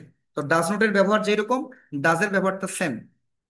শুধু নাবোধকের ক্ষেত্রে আমরা ডাজ নট ব্যবহার করি, আর প্রশ্নবোধকের ক্ষেত্রে আমরা ডাজ ব্যবহার করি। ঠিক তেমনি ডু নট এবং ডুর ব্যবহারটাও সেম। অর্থাৎ আমরা ডু ব্যবহার করি প্রশ্নবোধকের ক্ষেত্রে, আর আমরা ডো নট ব্যবহার করি নাবোধকের ক্ষেত্রে। ঠিক আছে। বাক্যের সাবজেক্ট যদি ফার্স্ট পারসন হয়, সেকেন্ড পারসন হয় অথবা প্লুরাল নাম্বার হয়, তাহলে নেগেটিভের ক্ষেত্রে ডো নট বসবে, আর ইন্টারোগেটিভের ক্ষেত্রে ডু বসবে। আশা করি বুঝতে পেরেছো। এটা নতুন করে আমার মনে হয় নোট করে নেবার প্রয়োজন নেই। ইতিমধ্যে আমরা ডাজ নোটের ব্যবহার শিখেছি। ডাজ নোট এবং ডাজের ব্যবহারটা সেম, আলাদা নয়, এবং ডো নট আর ডুর ব্যবহারটাও সেম, এটিও আলাদা নয়। সুতরাং একটি জানলে অপরটি জানা সম্ভব। তবে খুবই গুরুত্বপূর্ণ, মনে রাখবার মতো বিষয়, কোনোভাবেই ভুলে যাওয়া যাবে না। আশা করি বুঝতে পেরেছো। তাহলে আমরা একটু এক্সাম্পল দেখে নেই। প্রেজেন্ট ইনডিফিনিট টেন্সের আমরা নেগেটিভের গঠন শিখে নিলাম, সরি ইন্টারোগেটিভের গঠন শিখে নিলাম। ইন্টারোগেটিভ বাক্যে কোথায় ডু এবং ডাজ বসে, কিভাবে ডু এবং ডাজ ব্যবহার করতে হয়। দেখো, প্রথম বাক্যটার দিকে যদি আমি তাকাই, লেখা আছে do I go to school regularly. Do I go to school regularly, আমি কি নিয়মিত বিদ্যালয়ে যাই, প্রশ্ন করা হয়েছে। আমি কি নিয়মিত বিদ্যালয়ে যাই। দেখো, বাক্যের শুরুতে আমি ডু ব্যবহার করেছি, ডু ব্যবহার করে বাক্যটিকে প্রশ্ন করেছি, এবং বাক্যের শেষে কোশ্চেন মার্ক দেওয়া আছে। দেখ, তুমি যদি বাক্যের শুরু থেকে এই ডু এবং কোশ্চেন মার্কটাকে বাদ দিয়ে দাও, বাক্যটা অ্যাফার্মেটিভ হবে। I go to school regularly, আমি নিয়মিত বিদ্যালয়ে যাই। দ্বিতীয় এক্সাম্পল দেখো, does he go to school regularly, সে কি নিয়মিত বিদ্যালয়ে যায়। প্রশ্ন করা হয়েছে, does he go to school regularly, প্রথমে আমি এখানে ডাজ ব্যবহার করেছি এবং বাক্যের শেষে কোশ্চেন মার্ক দিয়েছি। ডাজ আমি এখানে কেন ব্যবহার করলাম? ডাজ ব্যবহার করেছি এই কারণে, কারণ এই বাক্যের সাবজেক্ট ছিল he, third person singular number. Subject যেহেতু থার্ড পারসন সিঙ্গুলার নাম্বার, সুতরাং কোশ্চিন করার সময় অবশ্যই আমাকে ডাজ ব্যবহার করতে হবে। আর প্রথম বাক্যের সাবজেক্ট ছিল I, first person singular number, এই জন্য আমি এখানে ডু ব্যবহার করেছি। কারণ এখানে একটা শর্ত পূরণ হয়েছে, সিঙ্গুলার নাম্বার হয়েছে আই, কিন্তু পার্সন পরিবর্তন হয় নাই, ফার্স্ট পারসন থার্ড পারসন হয় নাই, যার ফলে ডু ব্যবহার করেছি। আর দ্বিতীয় বাক্যে হি সাবজেক্টটি থার্ড পারসন এবং সিঙ্গুলার দুইটাই হয়েছে, দুটি শর্তে পূরণ হয়েছে, এই জন্য আমি ডাজ ব্যবহার করে প্রশ্ন করেছি। 3 নম্বর বাক্যের দিকে তাকাও। Does Mita go to school regularly? Mita কি নিয়মিত বিদ্যালয়ে যায়? এই বাক্যের সাবজেক্ট দেখো মিতা।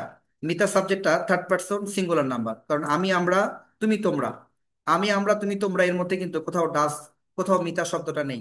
তাহলে মিতাকে আমরা এখানে বলছি থার্ড পারসন সিঙ্গুলার নাম্বার। আর Mita third person singular number হওয়ার কারণে মিতা শব্দটাকে প্রশ্ন করার জন্য আমরা মিতার পূর্বে ডাজ অক্সিলারি ভার্ব নিয়েছি, ডাজ দিয়ে প্রশ্ন করেছি। আশা করি সকলে বুঝতে পেরেছো। তাহলে আমরা এখানে শিখলাম যে বাক্যের সাবজেক্ট যদি থার্ড পারসন সিঙ্গুলার নাম্বার হয়, আবারও বলছি, বাক্যের সাবজেক্ট যদি থার্ড পারসন সিঙ্গুলার নাম্বার হয় তাহলে আমরা ডাজ দিয়ে প্রশ্ন করব। আর যদি থার্ড পারসন সিঙ্গুলার নাম্বার না হয় আমরা অবশ্যই ডু ব্যবহার করে প্রশ্ন করব। আমি নিচে যে 3টি এক্সাম্পল দিয়েছি প্রত্যেকটা বাক্যেই ডু এবং ডাজ আমি অন্য ভিন্ন কালার করে দেখানোর চেষ্টা করেছি। আশা করি বুঝতে পেরেছো। তাহলে মনে রাখবে সকলেই, প্রেজেন্ট ইনডিফিনিট টেন্সের বাক্যকে ইন্টারোগেটিভ করার সময় বাক্যের শুরুতে ডু এবং ডাজ ব্যবহার করতে হয়। ইন্টারোগেটিভের ক্ষেত্রে আমরা ডু এবং ডাজ ব্যবহার করি। সাবজেক্ট থার্ড পারসন, সকলে আবার শোনো, subject third person singular number হলে ডাজ ব্যবহার করতে হবে, এবং সাবজেক্ট যদি থার্ড পারসন সিঙ্গুলার নাম্বার না হয় তাহলে ডু ব্যবহার করতে হবে। আশা করি সকলেই বুঝতে পেরেছো। এই পর্যায়ে আমরা চলে যাব প্রেজেন্ট ইনডিফিনাইট টেন্সের ইন্টারোগেটিভ নেগেটিভের গঠনে। ইন্টারোগেটিভ নেগেটিভ অর্থাৎ প্রশ্নবোধক এবং নাবোধক, এটি প্রেজেন্ট ইনডিফিনাইট টেন্সের সর্বশেষ গঠন। আমরা অ্যাফার্মেটিভ পড়েছি, নেগেটিভ পড়েছি, ইন্টারোগেটিভ পড়েছি, এবং সবশেষ আমরা ইন্টারোগেটিভ নেগেটিভ পড়ছি। সকলে ক্লাসের শেষ পর্যন্ত থাকবে বাবা, ঠিক আছে? ক্লাস থেকে কেউ লিভ করবে না, কারণ এই ক্লাসের শেষে আরো গুরুত্বপূর্ণ কিছু টপিক আসবে এই টেন্স রিলেটেড, সেগুলো আমাদের সকলেরই জানা প্রয়োজন এবং অবশ্যই খাতায় নোট করতে হবে। তো দেখো, ইন্টারোগেটিভ নেগেটিভ এর বাংলা অর্থ হচ্ছে প্রশ্নবোধক এবং নাবোধক। তো প্রশ্নবোধক এবং নাবোধক বাক্যের গঠনটা আমরা প্রথমে দেখে নিই। প্রেজেন্ট ইনডিফিনিট টেন্সের বাক্য যদি প্রশ্নবোধক নাবোধক হয় সেক্ষেত্রে গঠনটা কেমন হবে, স্ট্রাকচারটা কেমন হতে পারে আমরা একটু দেখে নিব। প্রথমে এখানে বলেছে ডন্ট অথবা ডাজন্ট বসবে, অর্থাৎ বাক্যের শুরুতে ডন্ট অথবা ডাজন্ট। যেমনটি আমরা একটু আগে শিখলাম ইন্টারোগেটিভে, আমরা ইন্টারোগেটিভে শিখেছিলাম বাক্যের শুরুতে ডু অথবা ডাজ থাকবে। আবার বলছি, আমরা একটু আগে শিখলাম যে প্রেজেন্ট ইনডিফিনাইট টেন্সের বাক্যকে ইন্টারোগেটিভ করতে হলে বাক্যের শুরুতে ডু অথবা ডাজ থাকবে, ঠিক আছে? তো এখানে আমরা ডুর সাথে নটকে কন্ট্রাকশন করে দিয়েছি। ডু এবং নট এই দুটি শব্দকে কন্ট্রাকশন করলে হয় ডন্ট। এরপরে দেখো ডাজ এবং নট এই দুটি শব্দকে কন্ট্রাকশন করলে হয় ডাজন্ট। তাহলে প্রথমে আমরা ডন্ট এবং ডাজন্ট দিয়েছি। তাহলে শুধু যদি আমরা ডু এবং ডাজ ব্যবহার করতাম তাহলে এটি ইন্টারোগেটিভের গঠন হতো। একটু আগে যেমনটা আমরা ইন্টারোগেটিভের গঠনটা পড়লাম, এই ইন্টারোগেটিভের গঠনকে কিন্তু আমরা খুব সহজেই ইন্টারোগেটিভ নেগেটিভ করে দিয়েছি। কিভাবে? ডুর সাথে নোট যুক্ত করে ডন্ট করে দিয়েছি, আর ডাজের সাথে নোট যুক্ত করে ডাজেন্ট করে দিয়েছি, আর অন্য কোনো পরিবর্তন নাই, সেম। তাহলে আমরা যদি প্রেজেন্ট ইনডিফিনিট টেন্সের ইন্টারোগেটিভের গঠনটা খুব ভালো করে পড়ি বা বুঝি, তাহলে ইন্টারোগেটিভ নেগেটিভের গঠন আলাদা করে আর শেখার প্রয়োজন হবে না। ইন্টারোগেটিভ এবং ইন্টারোগেটিভ নেগেটিভ সেম, একই গঠন, একই স্ট্রাকচার, শুধুমাত্র নোটের পার্থক্য। আমরা এখানে নোট যুক্ত করে দিয়েছি কন্ট্রাকশন করে, ঠিক আছে? নট, এন ও টি শব্দটি ছিল নট, এখানে এর মাঝের ওটাকে আমরা বাদ দিয়েছি কারণ এখানে কন্ট্রাকশন করা হয়েছে। যখন কন্ট্রাকশন হয় অর্থাৎ সংক্ষিপ্তকরণ যখন হয় তখন নোটের মাঝের ওটা থাকে না। যেমন do not don't, does not doesn't, এবং দেখো বাক্যের শেষে কোশ্চেন মার্ক দিয়েছে। তুমি যদি এখন এই প্রথম অংশটাকে বাদ দিয়ে দাও, যে ডন্ট ডাজন্টটাকে আমি বাদ দিয়ে দিব এবং বাক্যের শেষের কোশ্চেন মার্কটাকে বাদ দিয়ে দিব, তাহলে এটি আবার অ্যাফার্মেটিভের গঠন হয়ে যাবে। কিভাবে? দেখো, সাবজেক্ট ভার্বের প্রেজেন্ট ফর্ম অবজেক্ট, অ্যাফার্মেটিভের গঠন। প্রেজেন্ট ইনডিফিনিট টেন্সের অ্যাফার্মেটিভের গঠন, প্রথমে ডন্ট ডাজন্ট যুক্ত করে দিচ্ছি এবং শেষে কোশ্চেন মার্ক দিয়ে দিচ্ছি, বাক্যটি ইন্টারোগেটিভ নেগেটিভ হয়ে যাচ্ছে।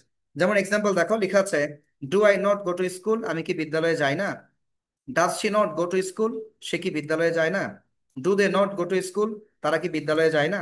এখানে একটা পরিবর্তন লক্ষ্য করো সকলে, সকলে মনোযোগী হও, একটা পরিবর্তন এখানে আছে। পরিবর্তনটা কি দেখো বাবা, আমি এখানে ডন্ট এবং ডাজন্টকে কন্ট্রাকশন করে দিয়েছি, সংক্ষিপ্ত করে দিয়েছি, কিন্তু এক্সাম্পলে কিন্তু ডোনটকে কন্ট্রাকশন করা হয় নাই, ডাজ নটকেও কন্ট্রাকশন বা সংক্ষিপ্তকরণ করা হয় নাই। কারণ দুইটাই আমাদের শিখতে হবে, আমরা কন্ট্রাকশন কেন করব বা কেন করব না। কন্ট্রাকশন করলে একটা সুবিধা আছে, সেটা হলো যে ডন্ট এবং ডাজন্ট যদি আমরা কন্ট্রাকশন করি, এরপরের যে সাবজেক্টটি থাকবে সেই সাবজেক্টটি নাউনও হতে পারে, প্রোনাউনও হতে পারে। আমি আবারও বলছি, নাউনও হতে পারে, প্রোনাউনও হতে পারে, অর্থাৎ বাক্যের সাবজেক্ট যদি নাউন হয় তার আগেও আমরা ডন্ট ডাজন্ট ব্যবহার করব। বাক্যের সাবজেক্ট যদি প্রোনাউন হয় তার আগেও আমরা ডন্ট ডাজন্ট ব্যবহার করতে পারবো। এটা ইন্টারোগেটিভ নেগেটিভের ক্ষেত্রে প্রযোজ্য, প্রশ্নবোধক এবং নামবোধকের ক্ষেত্রে। কিন্তু যদি আমরা কন্ট্রাকশন না করি তাহলে কি ঘটনা ঘটবে দেখো। ডু আই নট, অর্থাৎ নোট কিন্তু এখানে প্রোনাউনের পরে বসেছে। কেন প্রোনাউনের পরে বসেছে? একটা নিয়ম আছে ক্ষেত্রে। এই নিয়মের উপরে আমরা কোনো একটা দিন আলাদাভাবে আলোচনা করব। আজকে সংক্ষিপ্তভাবে জেনে নাও। নিয়মটা হচ্ছে নোট বাক্যে কোথায় বসবে, অর্থাৎ ইন্টারোগেটিভ নেগেটিভ মানে প্রশ্নবোধক নাবোধক বাক্যে নোট আমরা কোথায় ব্যবহার করব। নোট প্রোনাউনের পরে বসে। আবারও বলছি, নোট প্রোনাউনের পরে বসে। দেখো, তিনটা বাক্যেরই সাবজেক্ট হচ্ছে প্রোনাউন। প্রথম বাক্যের সাবজেক্ট আই, প্রোনাউন। দ্বিতীয় বাক্যের সাবজেক্ট হি, প্রোনাউন। এবং 3 নাম্বার বাক্যের সাবজেক্ট হচ্ছে সি, সরি দে, প্রোনাউন। তাহলে নোট সর্বদা প্রোনাউনের পরে বসতেছে। বাক্যের সাবজেক্ট যখনই প্রোনাউন হবে নোট তখন প্রোনাউনের পরে বসবে। আর বাক্যের সাবজেক্ট যদি নাউন হতো তাহলে নোটটা নাউনের আগে বসতো। তাহলে নিয়মটা এরকম, বাক্যের সাবজেক্ট যদি নাউন হয় নোট আগে বসবে, আর বাক্যের সাবজেক্ট যদি প্রোনাউন হয় নোটটি পরে বসবে।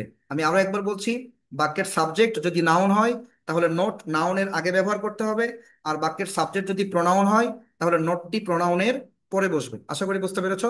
এখানে যে 3টি এক্সাম্পল আমি দিয়েছি প্রত্যেকটা বাক্যেই বাক্যের সাবজেক্ট ছিল প্রোনাউন, যার ফলে আমরা নটটাকে প্রোনাউনের পরে ব্যবহার করেছি। যদি আমি এখানে আয়ের পরিবর্তে মিনা বা জিনা বা তিনা এরকম কোন একটা নাউন ব্যবহার করতাম তাহলে নট নিঃসন্দেহে নাউনের আগে বসতো, অর্থাৎ এখানে নামের আগে বসতো।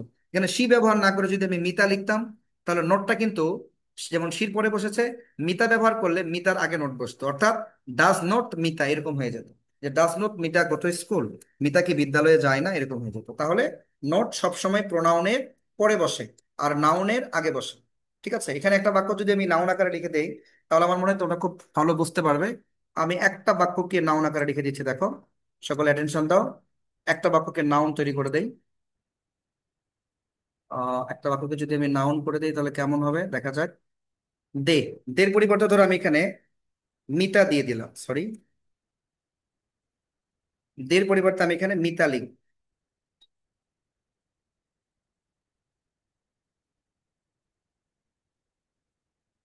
আমি এখানে মিতা লিখেছি, মিতা। মিতা শব্দটা আমি লিখেছি, মিতা শব্দটা কিন্তু নাউন। সকলে অ্যাটেনশন দিবে, মিতা শব্দটা হচ্ছে এখানে নাউন।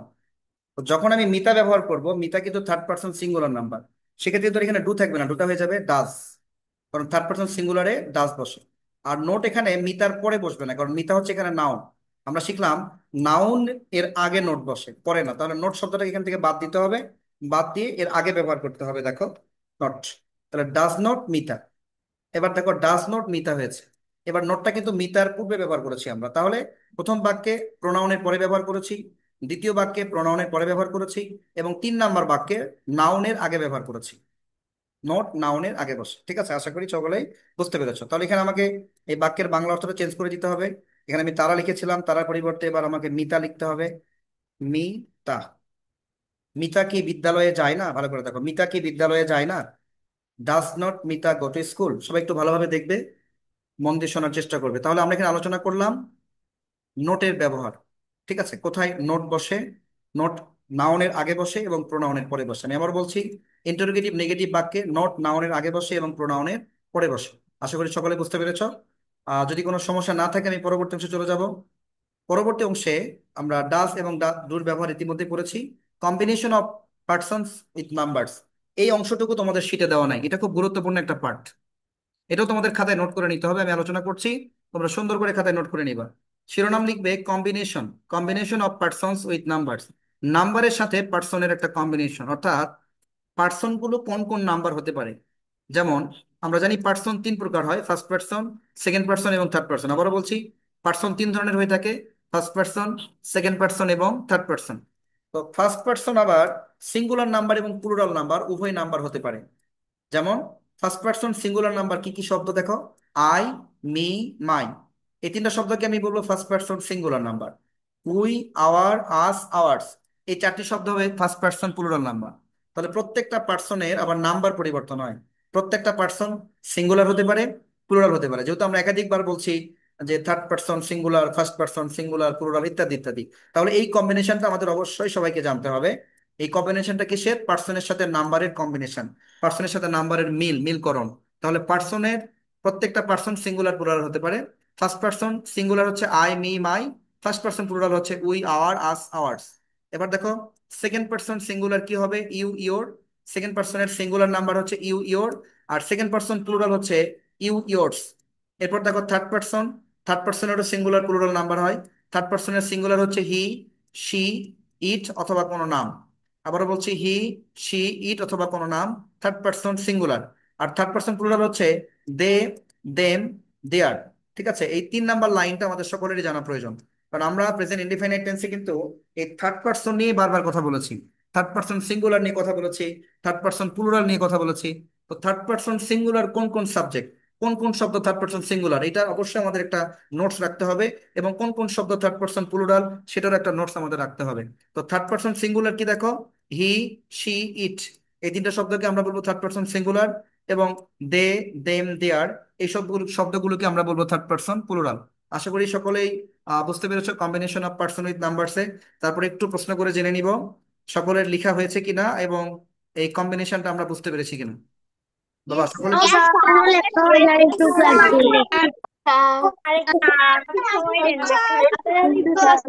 আচ্ছা, যাদের লেখা sir. যাদের লেখা হয়েছে তারা একটু শব্দ করে পড়ো, শব্দ করে পড়ে নাও তো বাবা, এটা সুন্দর করে পড়ো তো। ফার্স্ট পার্সন সিঙ্গুলার কোন শব্দ, কোন শব্দ? Combination of Persons. I,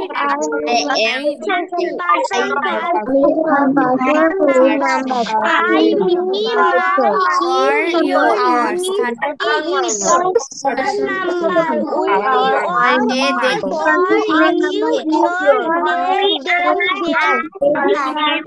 your,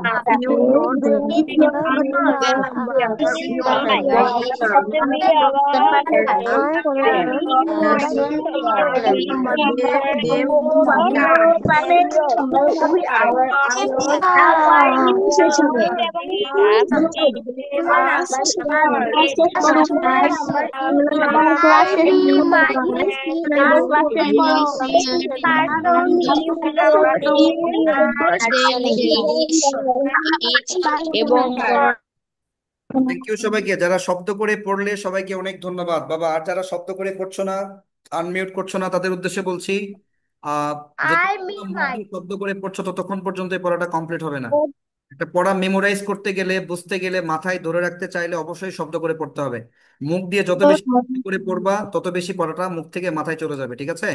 তো যাক, সবাইকে ধন্যবাদ। আমরা পরবর্তী অংশে চলে যাচ্ছি। আমাদের আজকের প্রেজেন্ট ইনডিফিনিট টেন্সের আলোচনা মোটামুটি শেষ। এর পর্যায়ে আমরা এক্সারসাইজ অংশে যেতে পারি। প্রথমে লেখা আছে practical use of present indefinite tense. এখানে প্রেজেন্ট ইনডিফিনিট টেন্সের কতগুলো ট্রান্সলেশন দেওয়া আছে বাংলা থেকে ইংরেজি, পরবর্তী পৃষ্ঠায় দেওয়া আছে। এরপর লেখা আছে নিচের সেন্টেন্স গুলোকে প্রেজেন্ট ইনডিফিনিট টেন্সে পরিবর্তন করো, অর্থাৎ চেঞ্জিং টেন্সে দেওয়া আছে এখানে 6টা বাক্য। এবং তারপরে দেওয়া আছে fill in the gaps with right form of verbs, অর্থাৎ সঠিক ভার্বের সঠিক গঠন দিয়ে শূন্যস্থান পূরণ করতে হবে। অবশ্যই এই 6টি বাক্যই প্রেজেন্ট ইনডিফিনিট টেন্সের নিয়মে। তো আজকে আর আমরা এই বিষয় নিয়ে আলোচনা করব না। আগামীকাল শুক্রবার, শুক্রবার 25 জুলাই আমরা রাত 8টা 30 মিনিটে সকলে আবার জয়েন করব। আগামী ক্লাসে আমরা প্রেজেন্ট ইনডিফিনিট টেন্সের সম্পূর্ণ আলোচনা, প্রথম 10 মিনিট একটু রিভিশন করব। রিভিশন করার পরে প্রেজেন্ট ইনডিফিনিট টেন্সের যে এক্সারসাইজ অংশটা আমরা আজকে দেখতে পেলাম, এই এক্সারসাইজ অংশটা আমরা আলোচনা করব। এবং এক্সারসাইজ অংশ আলোচনা শেষে আমরা প্রেজেন্ট টেন্সের যে দ্বিতীয় প্রকার প্রেজেন্ট কন্টিনিউয়াস টেন্স, এই প্রেজেন্ট কন্টিনিউয়াস টেন্স আমরা আগামী ক্লাসে আলোচনা করব। ঠিক আছে? আগামী ক্লাসে সকলে অংশগ্রহণ করবে। আজকের ক্লাসে যারা ছিলে বাবা, সবাইকে অনেক ধন্যবাদ। আগামী ক্লাসে আশা করি সবাইকে ক্লাসে পাবো, সবাই থাকবে এবং টেন্সের আলোচনাগুলো অবশ্যই মনোযোগ দিয়ে শুনবে। আর আজকে যেটুকু আলোচনা হয়েছে বাসায় বসে বসে নিজেরা পড়বে। এবং কার কোথায় কি প্রশ্ন আছে, কে কোন অংশটা বুঝতেছো না, কোন অংশ পারতেছো না, কোন অংশ কঠিন মনে হচ্ছে, আগামী কালকের ক্লাসে জয়েন করে আমাকে জিজ্ঞেস করবে। আমি সবাইকে বোঝানোর চেষ্টা করব এবং নতুন করে আমরা প্রেজেন্ট কন্টিনিউয়াস টেন্স আলোচনা শুরু করব। ঠিক আছে? তাহলে আজকের মতো সবাইকে অনেক ধন্যবাদ। শুভরাত্রি। যদি কোনো প্রশ্ন থাকে জিজ্ঞাসা করতে পারো।